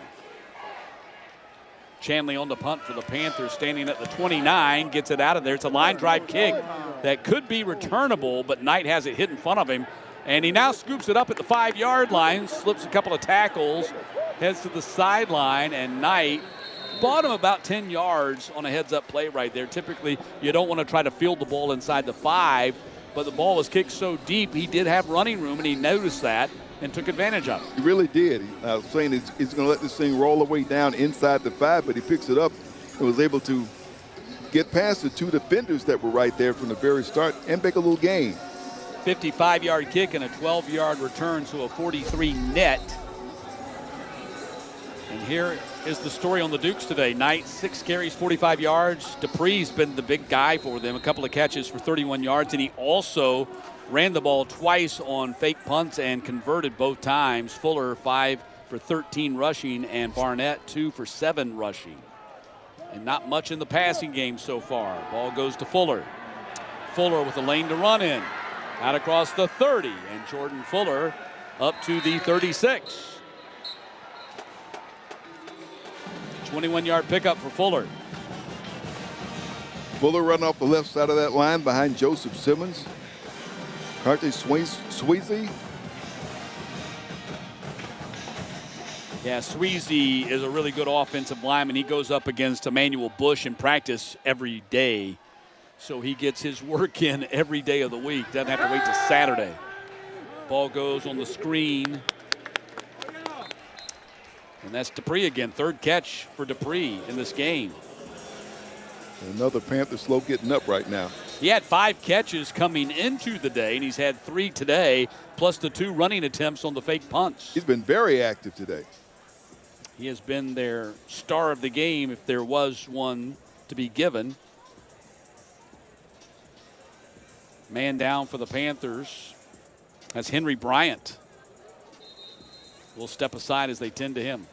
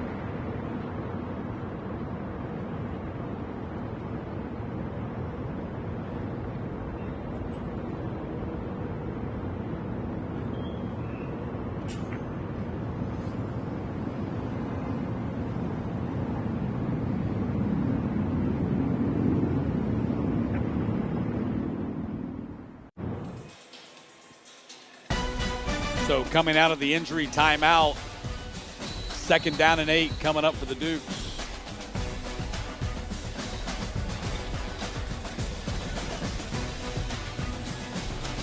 Panthers fans enjoying the day here, hoping to see what we would have to call an upset victory if the Panthers hold on to get it. I think it's probably a little bit too early to do the upset alert button just yet, but Panthers have led since the first quarter.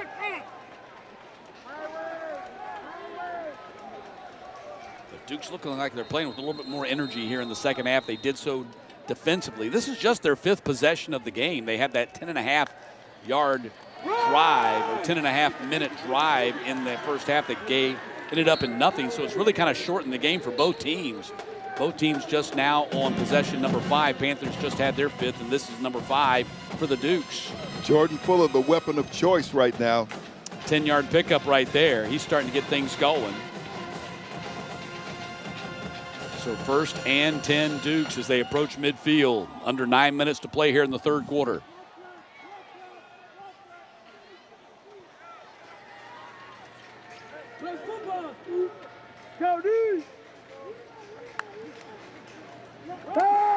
Play action right across the middle. Ball goes to Ellis, and Ellis knocked down at the 39-yard line. That'll be a 1st down. Just the 2nd catch for Ellis in this game. Nice read that time by Barnett. Fakes the handoff and gets it to his favorite receiver, favorite target. And now the Dukes playing with some tempo.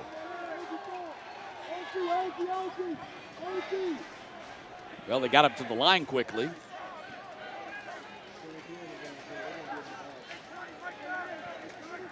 Barnett, 10 of 19 passing. 65 yards is all he's got so far today.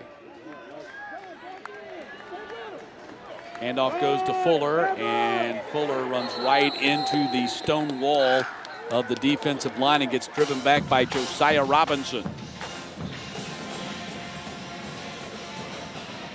Nice play by Robinson, very active. We talked about him at the top of the broadcast. He was going to be one of the players, very consistent contributors for Georgia State defensively. Got 7 tackles today, one of them a TFL, and now it's 2nd down and 8.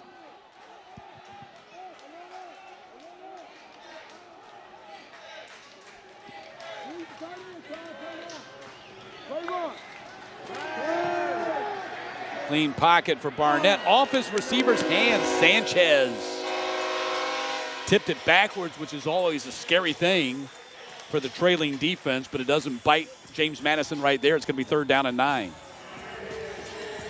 Barnett misses connection that time, and it brings up 3rd down. And again, a very uncharacteristic day for the Dukes on 3rd down. 53% for the season. They're 2 for 8 today.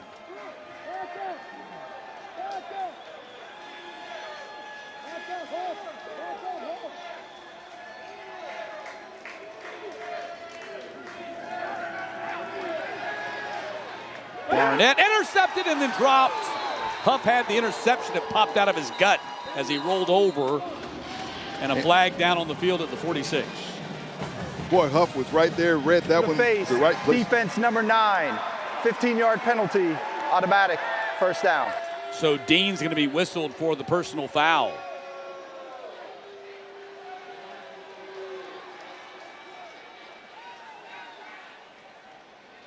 Marlon Dean gets called for a personal foul. Didn't see that. I was watching the track of the ball, and then Huff nearly coming up with the interception, but it gives a 1st and 10 to the Dukes at the 23-yard line.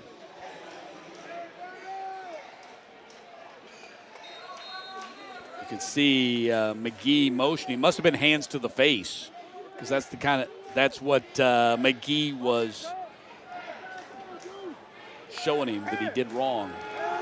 Knight gets the handoff, and Knight slips out of a tackle inside the 15. Knight inside the 5 and down to the 1.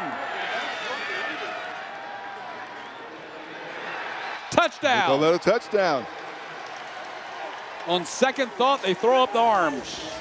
And a touchdown for the Dukes, their first of the day, as Wayne Knight takes it in from 23 yards out to make it 7-6. Just a determined effort, just determined. Shakes off the defenders, Gonna dive for that pylon. Wow, went through contact too, and they're going to take a look at it as they always do anyway, but let's see what part of his body was down before the ball broke the plane. That would be the question to negate the call.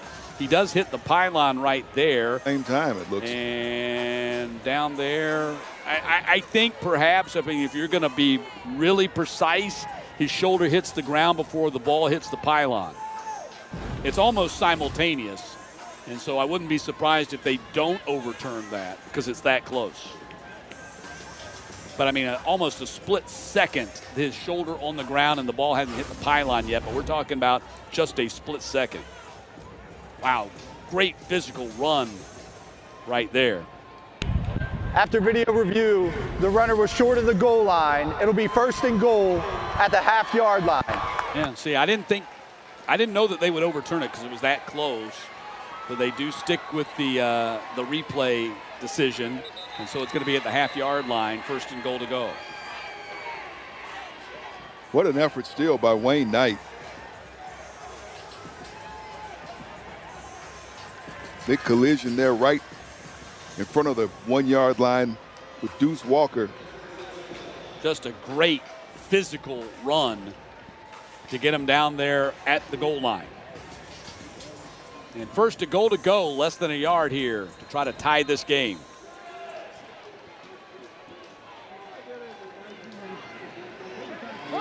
Keeper Barnett, that is a touchdown. Alonzo Barnett takes it in for the score, and now it really is 7-6.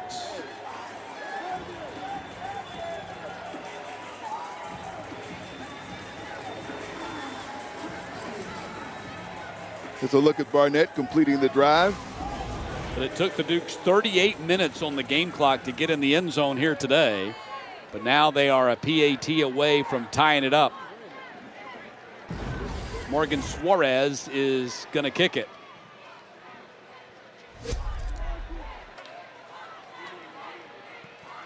Game tied. 8-play, 85-yard drive for the Dukes. They have pulled even with Georgia State with under 7 minutes to play here in the third.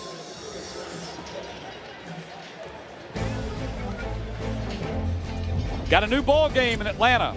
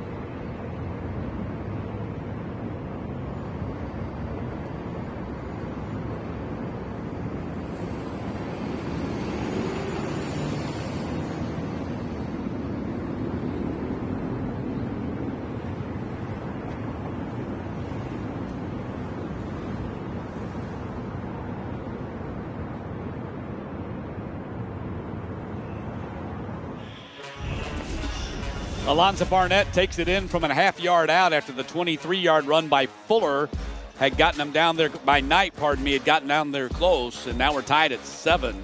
Sam, they had 85 yards on that drive alone after just 145 in the first half. 5 first downs on that drive alone after 9 in the first half. That sideline is bouncing, and that is how they started the second half. They came out of the locker room bouncing to start the second half on that sideline. New energy, renewed energy on the sideline for James Madison. Yeah, you could see it when they came out there defensively, and there's Bo Chesney right in the middle of it all. Road trip with Dad. How fun is that? Ball is going to come out to the 25 as Bo does the sprint out there to get the tee.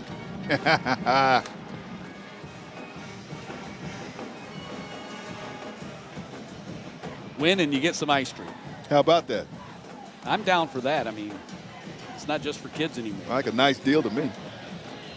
Ball at the 25 for the Panthers as they try to regroup now here after the Dukes have, as Sam mentioned, played with renewed energy and really had the intensity in their favor so far here in the third quarter. Can the Panthers hit the reset button and get back to where they were in the first half?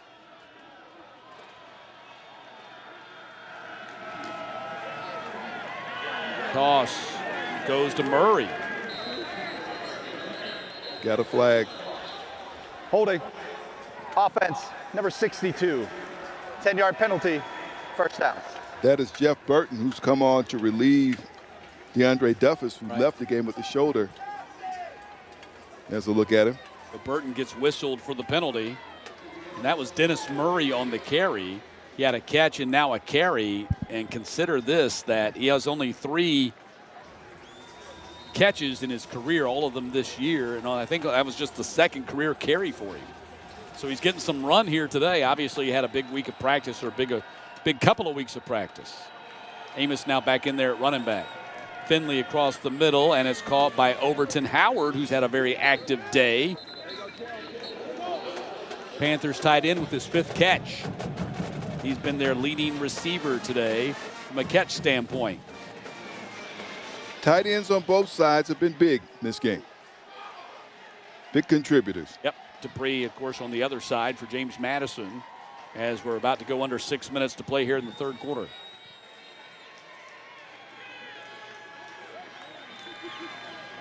Handoff goes to Amos. Amos, nothing.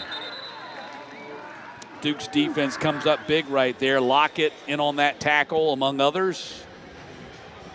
Thomas coming off that pile. Thomas has been very active today. Lockett has been active today. A name we haven't called, though, Trent Hendrick. You see him right there, number 5, the screen. Sometimes it's the other guy's turn. There he is. Hendrick's folks sitting in the end zone off to our right, wearing the number 5 jersey.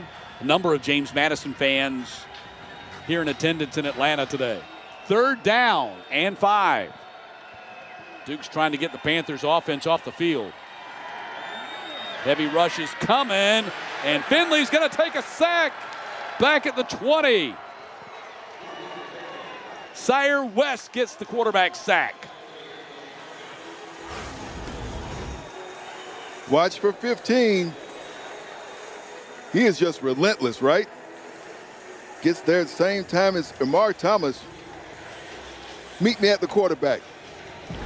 Went by Jeremiah McCrimmon, and a couple of sacks here for the Dukes in the third quarter. As it's not your imagination, they have turned up the defensive intensity. Trying to avoid an upset here in Atlanta. Heavy rush, and Chanley gets it out of there. It's going to hit and bounce around, and finally Knight decides not to field it. 45-yard kick. And so the Dukes go on offense here from the 33 with under 4.5 to play in the quarter and a chance to take the lead for the first time today. Saw a couple of players looking like they were going to go at it there at the middle of the field, and that's number 87 in blue. That's the coach's son. What's he doing out there doing that? He's a player too, Sam. Yeah, he is. Yeah, Austin McGee, who came to Georgia State, actually signed with Georgia State before his dad took the job. He signed with Sean Elliott's staff out of Athens Academy. And then a couple of months later, surprisingly, Elliott went back to South Carolina and his dad got the job.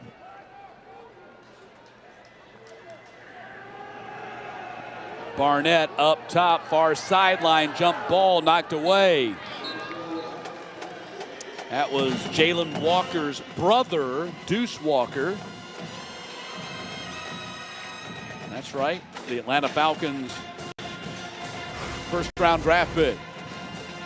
Watch 7, he's there stride for stride with the receiver.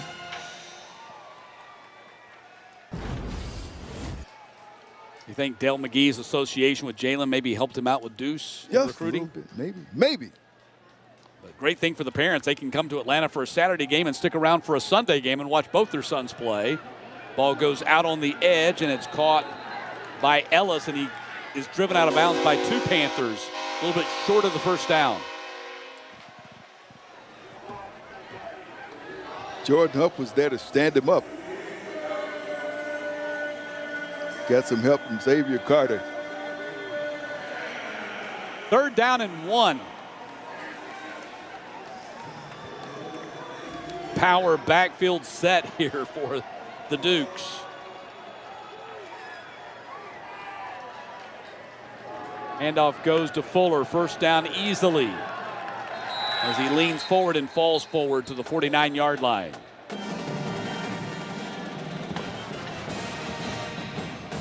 Fuller has been delivered when his number's been called today. He runs hard. Credit that line up in front. Clearing some space for him. And it was last week that he finally got an opportunity to break through, and it's because of injuries there in the Dukes backfield. Again, Pettaway out for another game. He was listed on the injury report as out. And Fuller down to the 45. Io Adey, the transfer from North Texas, was actually listed as available and went through pregame warmups, but we have not seen him play today. And it's been Knight and Fuller the whole way. And those two have now rushed for over 120 yards. I think the pair at 125. Georgia State changes some personnel up front.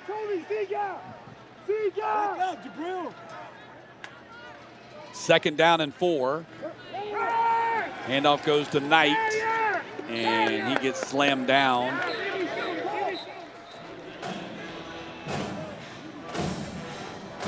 Got maybe a yard and a half on the play. But Ian Matthews, we saw him leave the game earlier. He's back out there going at it. You can tell he's feeling it right now. Under 2 minutes to play in the 3rd quarter. Duke's playing with the momentum right now. And it's 3rd down and 1. Again, the same power backfield set again as they ran just a couple of minutes ago. Handoff goes to Fuller, and Fuller, same result, picks up the first down at the 39.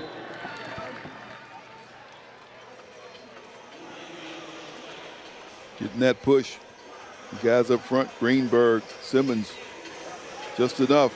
If you're a Dukes fan, you got to like the way this game is kind of trending right now, as James Madison's starting to play more like the team we expected to see from the get-go, but did not play this way in the first half. They've cut down on the penalties too. Fuller right up the middle, very patient run, ends up picking up about 8 on the play. Magic words you mentioned, patience, right? You wait until things develop, give it just that fraction of a second for that opening to come. That's experience. Yeah. He's a really good back, and it was gratifying for the coaching staff to see him have that breakthrough game last week against Georgia Southern. They had seen it in his 3 years at Holy Cross, and of course last year, as we talked about earlier, he got hurt last year at Holy Cross. Keeper again, Fuller. They just keep using him to try to tenderize the interior of that Georgia State defense. I think he's got the first down on that run right there. Just a steady dose of running the ball now. And it is a first down.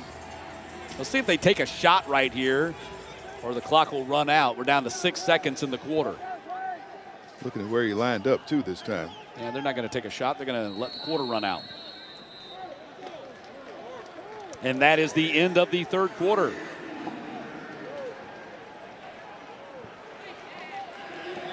"45 minutes in the books here in Atlanta. We're tied at 7, but the Dukes on the move. And we'll have it 1st and 10 at the 29 when the fourth quarter begins.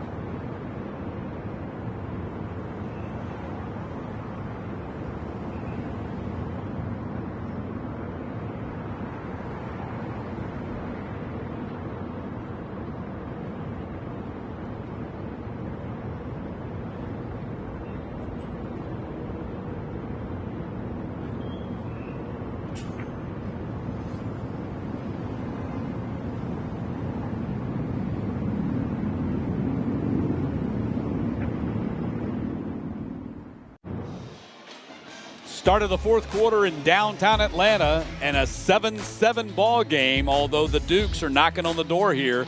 Barnett 11 of 22 passing, 74 and a rushing touchdown.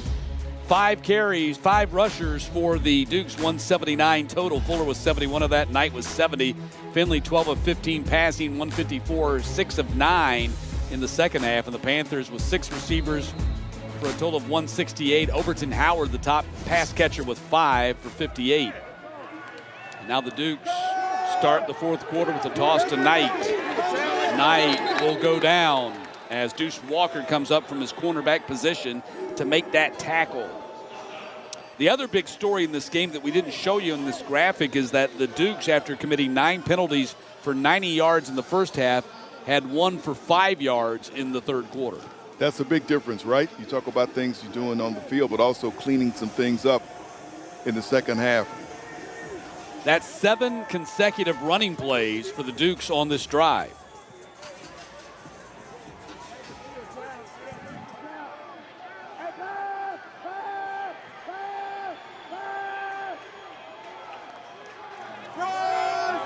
Knight on on running play number 8 in a row. Trying to get around the edge is not going to be able to do that as he gets tracked down by Josiah Robinson. Brings up 3rd down and long. Georgia State defense ready for that play. Strung that one all the way out. And Robinson coming up to make the stop. This is another big time-consuming drive for the Dukes. It started at the 4:23 mark, so it's now over 5.5, now approaching 6 minutes long. 3rd down and 9.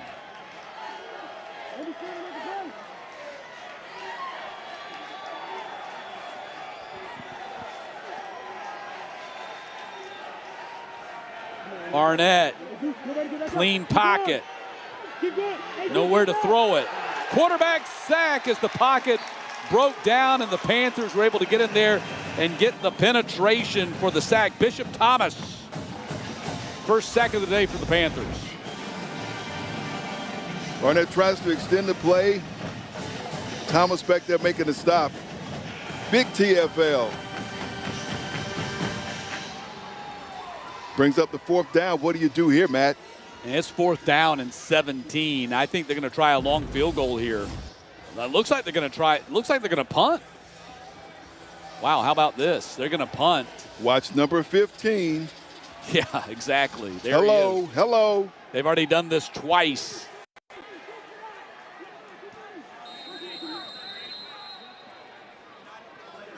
They take a delay of game here. 5-yard penalty.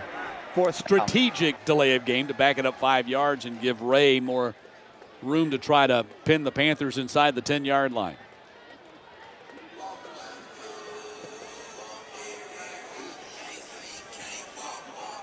So that was a huge quarterback sack for Bishop Thomas.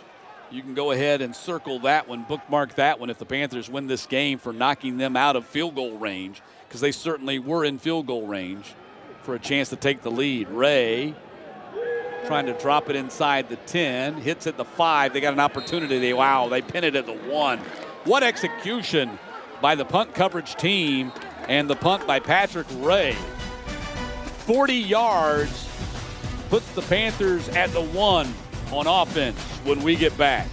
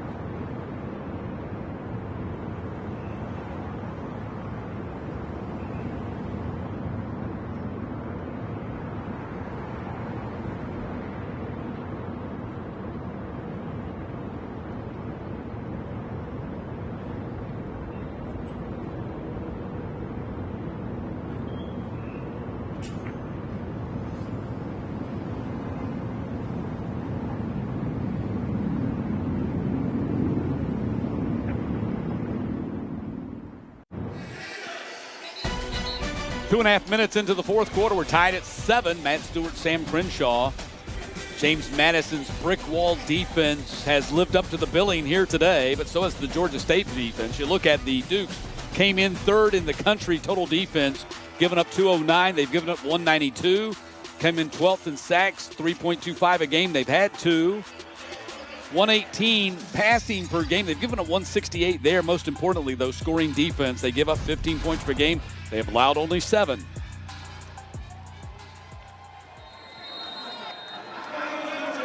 And so it's 1st and 10 for the Panthers from their own 1-yard line.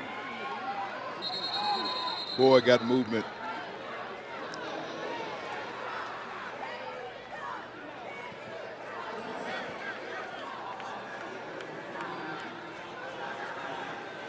Correction, half the distance to the goal line. I was getting ready to say First it can't down. be a 5-yard penalty because 5 yards would be in the end zone, so it's a half-yard penalty here on the Panthers. KB Boyd. And he's had a little bit of a struggle at times here today. Handoff goes to Amos. He gets out of there and gets up to the 9-yard line. He was a breath away from breaking off a really long run. That's what you want in that situation. You want to play to give you some working room. Tries the left side of that line. Yeah, they missed a safety right there. Guy shot in there and had a chance to hit Amos in the end zone and may have nicked him a little bit, but Amos got out of there and picks up a big gainer up to the 9-yard line. 2nd down. Finley across the middle, incomplete, going to Robinson and broken up by Barksdale. The Georgia State sideline, thinking Barksdale may have been over the back a little bit. They don't get that call. 3rd down and 2.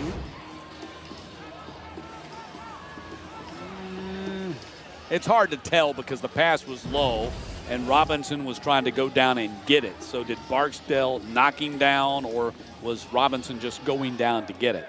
The officials ruled Robinson was just going down to get it. 3rd down, quick snap. The Panthers try to pick up the 1st down right here, and the play gets blown dead. Full start. Offense. Not all 11 plays were set prior to the snap. Half the distance to the goal line. 3rd down.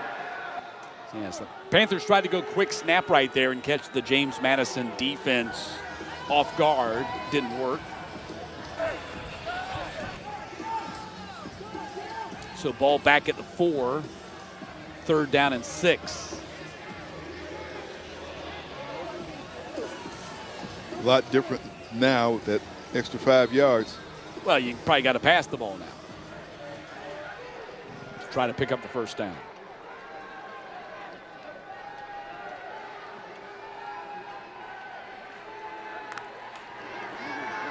Heavy rush. Finley steps up, gets it out of there, and dropped by Blackburn.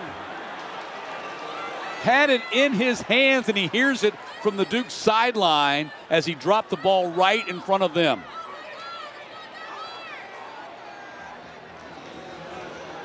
Crowd can't believe it. Finley read it just right and put it on the money. Blackburn couldn't haul it in. That's a big missed opportunity for the Panthers right there.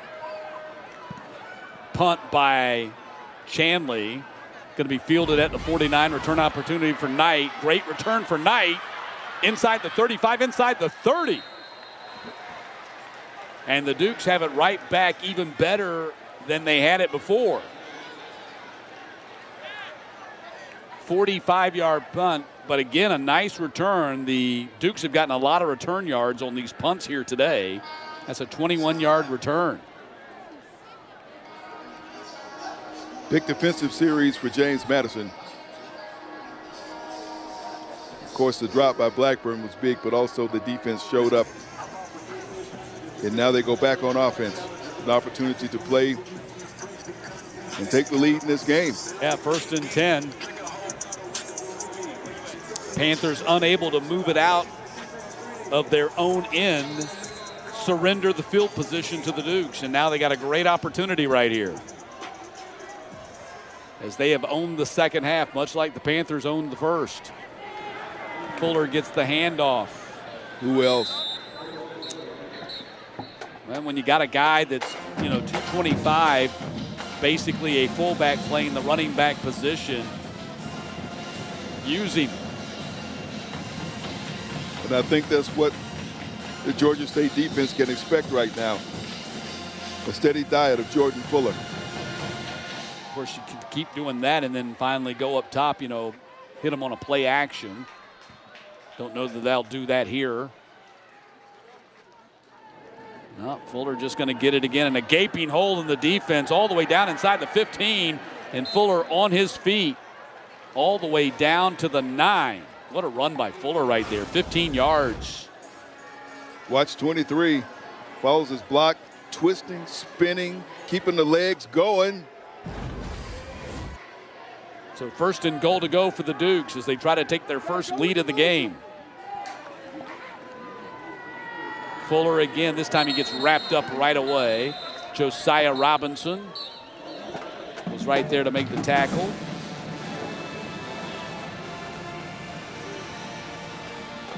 Don't know if anybody else from gets... Jalen Jones. Jalen Jones has had a career high in tackles today.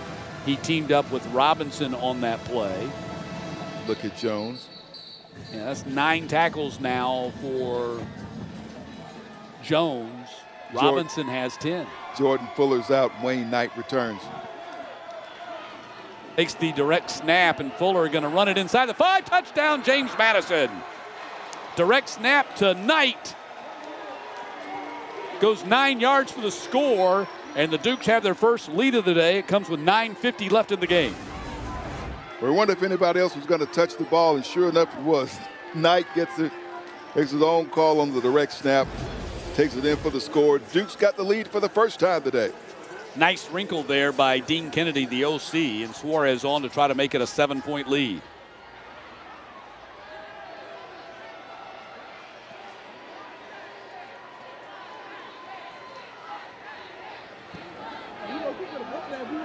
Kick is good. First time today, Bob Chesney's James Madison Dukes take the lead. 14-7 as the Dukes try to avoid an upset here in Atlanta today.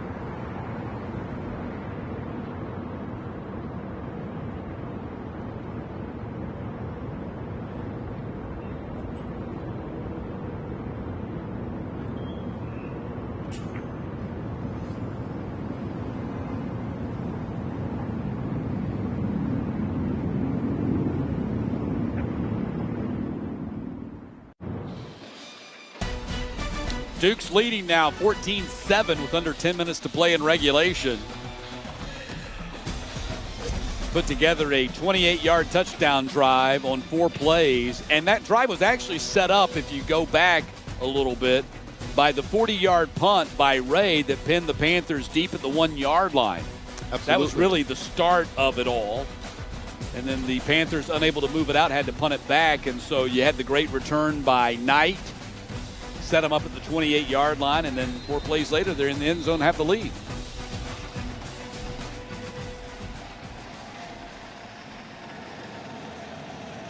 And Rosa set to kick off. See if the Panthers can respond offensively. They have not scored since the first quarter. Kick return from the goal line, just inside it. Payton trying to get to the outside, going to get stuck before he can get to the 20. Rogers on the coverage. Mekhi Rogers downfield for the Dukes. Great kick coverage right there, and the Panthers don't make it back to the 20. Fuller, 16 carries, 90 yards today, averaging 5.5 yards per carry. And this James Madison rushing attack is going to end up looking close to what it typically does. They're at 201 as a team right now. He's been a big part of it today. He and Knight, what a punch, 1-2 punch those guys have been.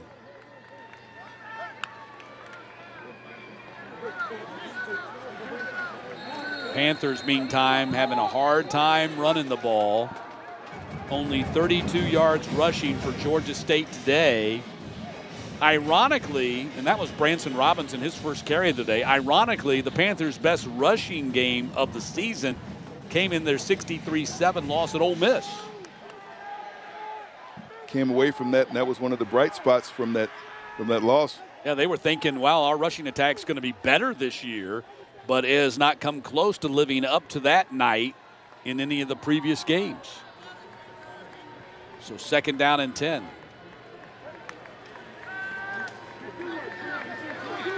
Finley to the outside. That's a completion. Goes to Robinson. Javon Robinson with the second effort. Did not quite get the first down. He's out of bounds a couple of yards short.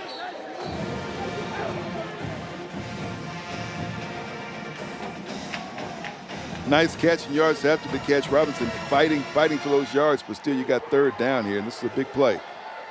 And the way James Madison ball controls the football and have in this game, the Panthers, if they don't pick up the first down here, they're going to be faced with a tough decision, because if you punt the ball back to James Madison, you might not get it back. So this is a big, this is a very big third down conversion coming up here for the Panthers. And moot point as Branson Robinson with the second effort lunges forward and picks up the first down. Where's this guy been? A lot of people wonder why we don't see more of him into the rotation. Well, he's the, yeah, from a recruiting standpoint, highest rated running back ever in Georgia State history. Of course, they got him on the rebound from Georgia. Of course, he had 2 knee injuries at Georgia, so probably not the 5-star that some recruiting services had rated as the #1 running back in the country when he signed with the Bulldogs initially. The first time we've seen Branson Robinson comes here in the fourth quarter here today. Play action, ball off the hands of Robinson. DJ Barksdale was all over that one. And Sam, this is where the Panthers get in trouble. This is the second consecutive first down that they got nothing on first down, setting them up with a 2nd and 10. So you're basically wasting a play, and you only get 4 to get the first down, of course. So now it's 2nd down and 10.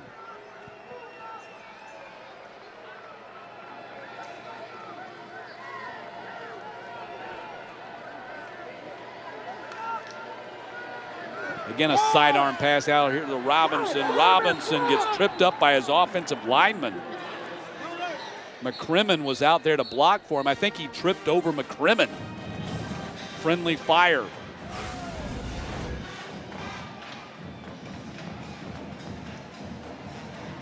Yeah, McCrimmon took him out. Didn't trip over him. McCrimmon just ran over him.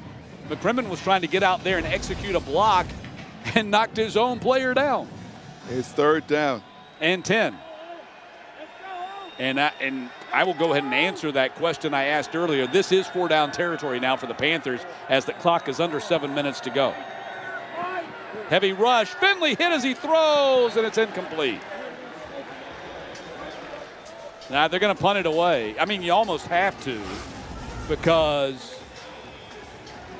if you go for it here and don't convert, you've basically given James Madison field goal position, and a field goal at this point puts the game away.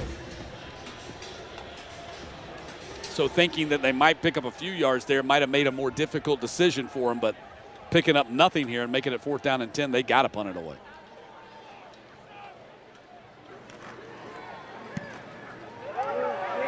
High spiral sends Knight all the way back inside the 20, and he's going to be tackled right away. Good punt coverage by the Panthers on that one. Their best punt coverage of the day as McCrary makes the tackle.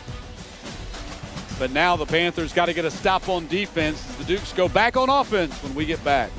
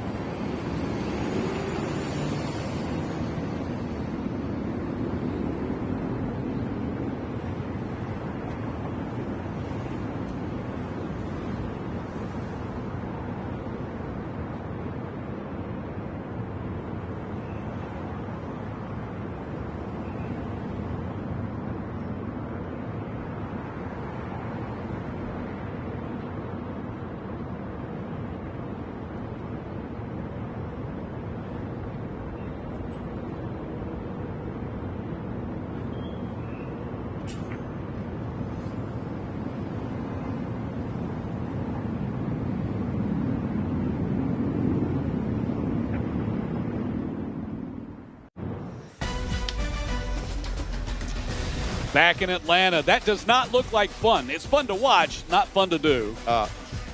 And we're down to 6:32 to play here. Big stories for James Madison here in the second half, Wayne. Oh, sorry, Sam. I work with Wayne on Friday night. Yeah, you do. Fuller's got 77 yards rushing here in the second half after 13 in the first, and only one penalty for the Dukes here in the second half after 90 yards in penalties in the first half. Amazing the difference it makes when you clean things up. And that's something we saw that was just not typical for James Madison team in the first half. Look at these numbers. That tells the story right there. And now the Dukes on offense, can they drain the rest of the clock here? They'll try to do that right here as they go handoff on the very first snap, and the Panthers are there to meet the challenge. Thomas in on that tackle along with Flournoy. Big Flournoy. There's Jartavius.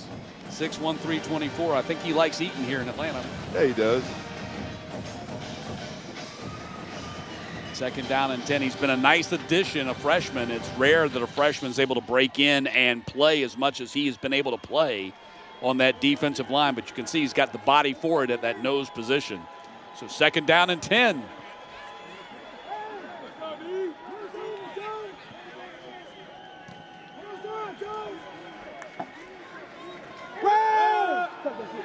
Adai gets his first carry of the game. So we told you that he was listed as available, and Ayo Adai gets his first carry of the game right there, and it's going to be third down and 2. Transfer from North Texas. He exits and Fuller returns, and they go back to that lineup that we've seen, that formation, just a power formation. Yep. 2 tight ends in there blocking as fullbacks. Dupree and Kyle, and Fuller lined up as the tailback, even though he's more of a fullback, gets the handoff and does not get the first down. So the Panthers, that was Flournoy. How about Big 99 breaking up the play right there? Big fella. And now James Madison's probably going to have to punt it away right here. Once again, we talk about how high they are on him and the expectations for him going forward. Woo! Look at this now. That's like he's wrestling with his kid brother right there. Just threw him around like a rag doll. And a big defensive play by the Panthers. They're going to get the ball back around the 4-minute mark.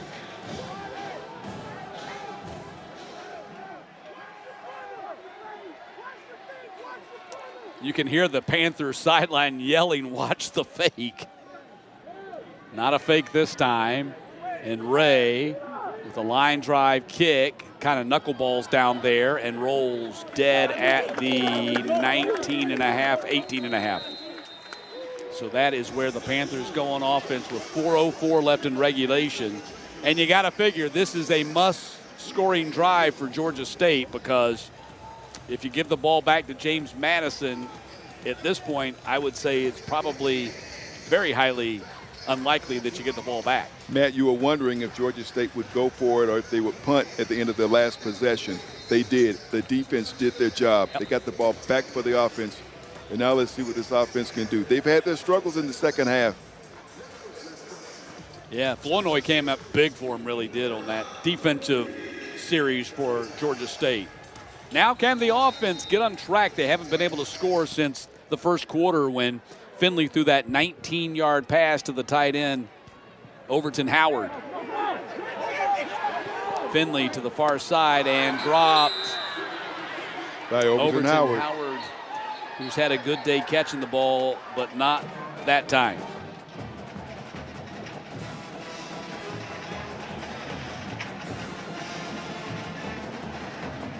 Had a very productive day. 5 catches for 58 yards and that aforementioned 19-yard touchdown reception. And now it's going to be 2nd down and 10. Once again, a first down play that goes empty. Yep. Another 2nd down and 10. Seems like they've been in perpetual 2nd down and 10 here in the second half.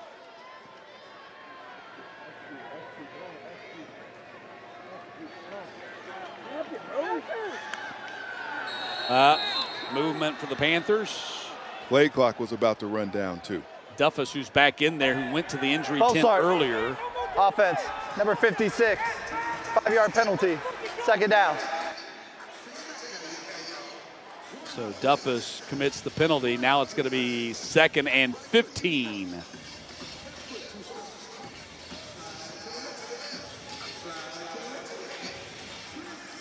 Time of the game when you want to be clean. You know, this is what you want.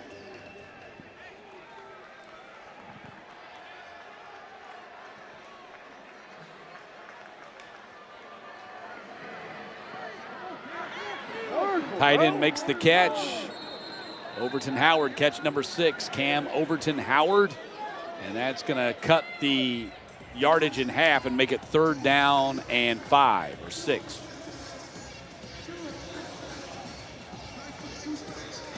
Right back up on the line here. Got to convert here, or you're going to have to go for it on 4th down. Finley, blitz coming up the middle. Got it out of there, and a 1st down. Goes to Robinson up to the 39-yard line.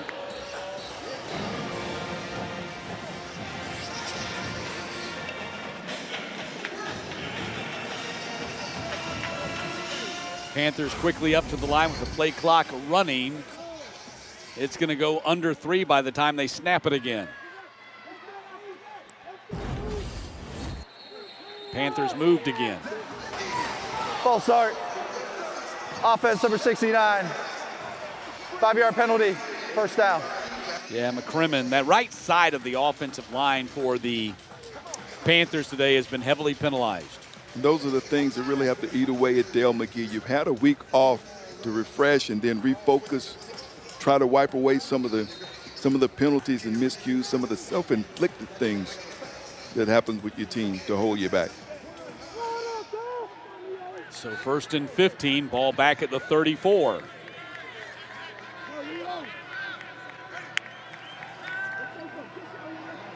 Pocket breaking down. Finley gets it out of there. Missed his man, Robinson, who was covered up well on defense.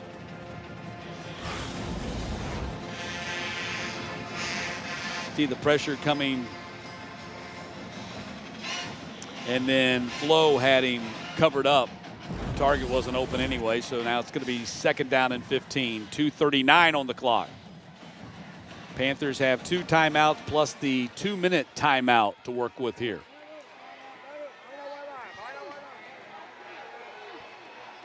Branson Robinson goes in motion.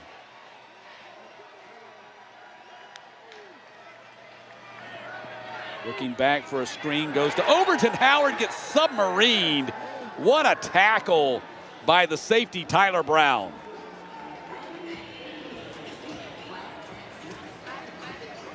Tremendous textbook tackle by Tyler Brown to take the feet out from underneath Cam Overton Howard. Watch for 13 and White.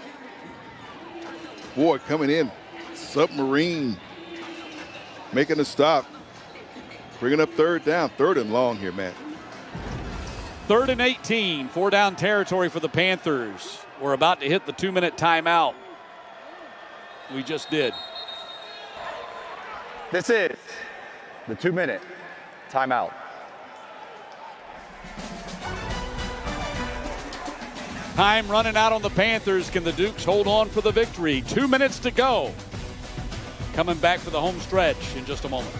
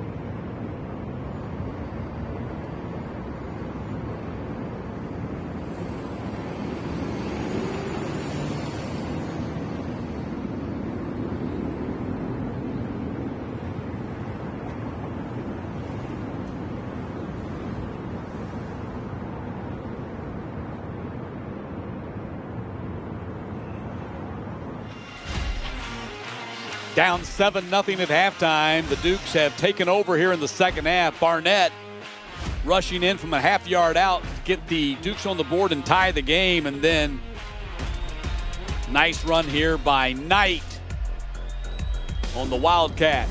And they have the lead 14-7 now. 3rd and 18 for the Panthers coming out of the 2-minute timeout.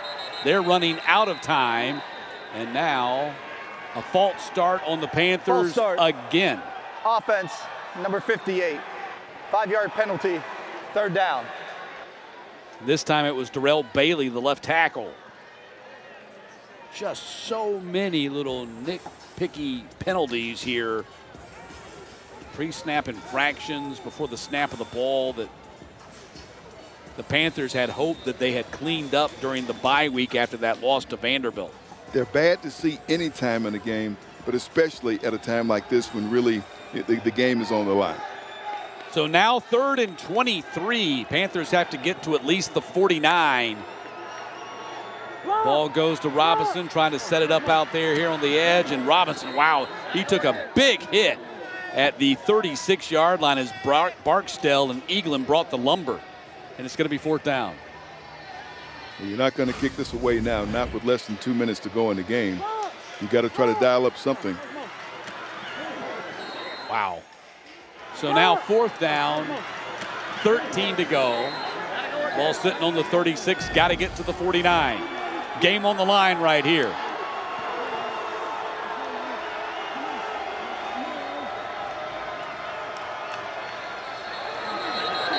And another whistle. The Panthers' false start again. They did. False start. Offense. 5-yard penalty. 4th down. Please reset the game clock to 1 minute and 55 seconds. 1:55 on the game clock, please. Thank you. It'll start on the snap. The number of those type penalties here in the second half with the game on the line. 4 penalties alone on this drive has just been mind-boggling. 4th and 18. Finley, rush, throw, dumps it off here to Robinson. He gets tackled in the open field. And that might do it. Elijah Culp. And the ball goes over on downs with 1:49 to play. And the Panthers have only 2 timeouts remaining. Elijah Culp coming up with a big solo stop. Pass out there to Robinson, nowhere to go. Culp with a big solo stop. Number 2, we see you.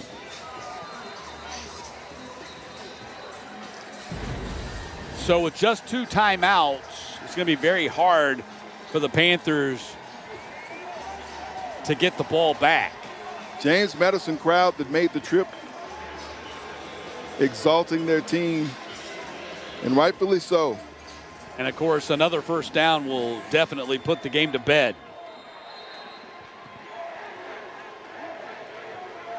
So the Duke's not in a position where they can kneel it out just yet. Direct snap goes to Knight. Knight looking to scoot outside, and Knight going to turn it back inside and still on his feet, and Knight gets to the 27, and the Panthers use their second timeout. What's the main thing he wants to do is stay in bounds, but then the Panthers have to second charge timeout. Use that timeout. Georgia State, 30-second timeout. And now the Panthers working against the clock, don't have the timeouts, and a first down here for the Dukes will end this game.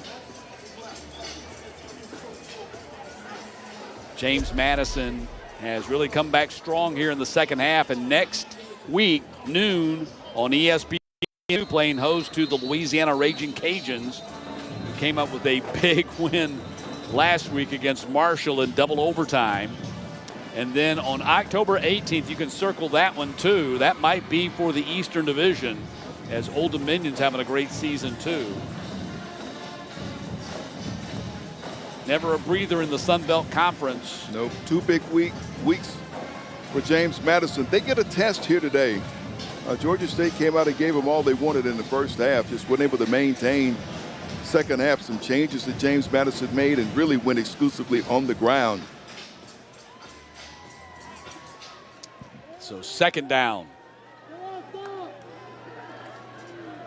Handoff goes to Knight. They got him wrapped up, and he takes a loss on the play as the Panthers defense rallies, and Georgia State uses their last timeout. Charge timeout. Panthers use their last timeout, so from here on out, they're not going to be able to stop the clock. App State next week, that's going to be a 3:30 kickoff here in Atlanta. This game will be on ESPN+, and then the Panthers hit the road to play at Georgia Southern, back here in Atlanta for a Thursday night ESPN game against South Alabama on the road at Coastal. And the Panthers' final home game of the season before 2 on the road will be against the Marshall Thundering Herd on November 15th. So here you go, 3rd down and 5. If the Panthers get the stop here, then it forces James Madison to make a decision, which I don't think they'll probably put the ball down to try a field goal, which would seal the victory. But you also always run the risk of a block and a take back the other way on a field goal. They would probably go for it on 4th down, which would give the Panthers, if they got to stop there, to get the ball back with maybe less than 30 seconds on the clock. Or, of course, seal it with the 1st down, which they still have an opportunity to do here on 3rd down and 5.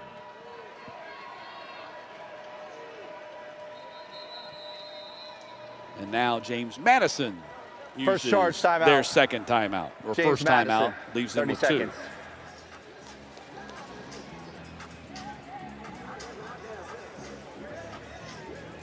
So a big first half for the Georgia State Panthers, but all they could take out of it was a 7-0 lead into halftime, and the Dukes have come back and controlled the line of scrimmage on both sides of the ball, offensively and defensively, shutting down Georgia State's offense here in the 3rd and 4th quarters. And the Dukes are now 94 seconds away from being 4-1 on the season and 2-0 in the conference. We talked about someone up at the very top of the broadcast that was essential for Georgia State to be able to move offensively through the ground. We talked about Ted Hurst. Yep. Disappeared in the 2nd half. Now many targets for him in the 2nd half of the game. And we talked about how important that was for the ground game. He disappeared because James Madison made him disappear. He ends up with right now 60 yards receiving. 52 came on one play. So 3rd down and 5. Handoff goes to Fuller. Fuller's 2nd effort gets down inside the 25, or right there on the 25, and now it's going to be 4th down, and the Panthers cannot stop the clock. Well, he hadn't stopped. Fuller's still running hard. And he's slow getting up after that play. Let's see. But, they're trying to spot the ball. They haven't spotted the ball yet. For an injury player of the offense. This play is eligible for a potential 10-second subtraction. Georgia State has elected to decline the 10-second subtraction. It's 4th down. Yeah, Panthers are going to decline that because they want time on the clock, not subtracted from the clock. So it looks like, I think it's Joseph Simmons, their left tackle. Looks like he's favoring his arm a little bit. So what that injury did for the Panthers was stop the clock at 1:25. Update you on the scoreboard real quick. Look at that. Oregon State and App State tied at 27. That's late in the game there. Mountaineers will be here next Saturday. Northwestern laid it on ULM. Texas State and Arkansas State tied at 10 as they're heading to the 4th quarter. Old Dominion's already jumped out to a 10-0 lead on Coastal in the 1st quarter. South Alabama and Troy will kick off in about 23 minutes.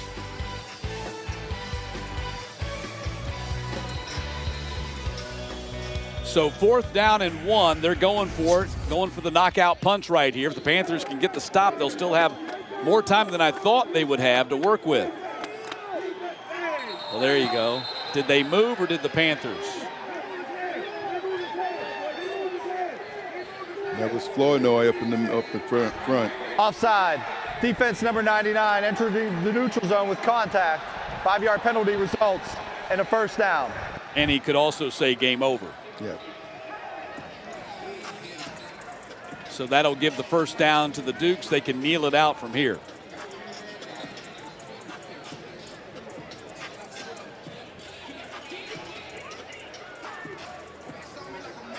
Yeah, you can see it all over Dale McGee's face. Yeah, he will not be happy with all the penalties they've had at the line of scrimmage, preventable things that they did not prevent from happening. And Barnett's going to take a knee. And James Madison's going to win this game, and they break out into a little shoving match there. A little unpleasantries. It's been that kind of game. That happens when a team gets beat.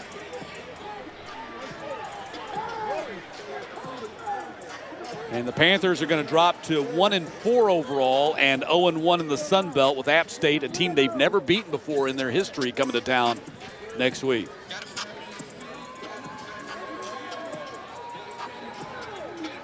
Probably not the game that Dukes fans thought it would be, but Bob Chesney told his team all week long that this Georgia State team was better than their 1-3 record might indicate.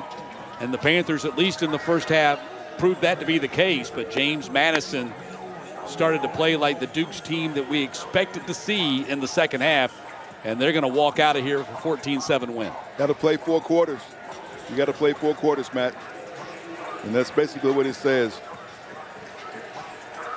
Because of that, the Dukes have played those 4 quarters, and they're going to leave here with a win on this Saturday. Bob Chesney gets the win. It's his 13th as the Dukes head coach, and Sun Bo walking right across the field with him for the handshake. 94 yards rushing for Fuller today. This is the end of the game. Knight goes for 85. And the Dukes end up with only 287 total yards in the game, but 213 of it comes on the ground. Panthers held to 249. And there you saw Bob Chesney Sr. right behind him. So 3 generations of Chesneys here to celebrate the victory for James Madison today. 14-7, the final here at Center Park Credit Union Stadium. We'll be back here next Saturday for App State. That'll be 3:30 Eastern right here on ESPN+. Our executive producer is Amy Seals. Our producer is Matt Palicio. Our director, Patrick Glory. And for my partner, Sam Crenshaw, and our statistician, Kevin Barnes, I'm Matt Stewart. So long from Atlanta, where the Dukes win it by a touchdown.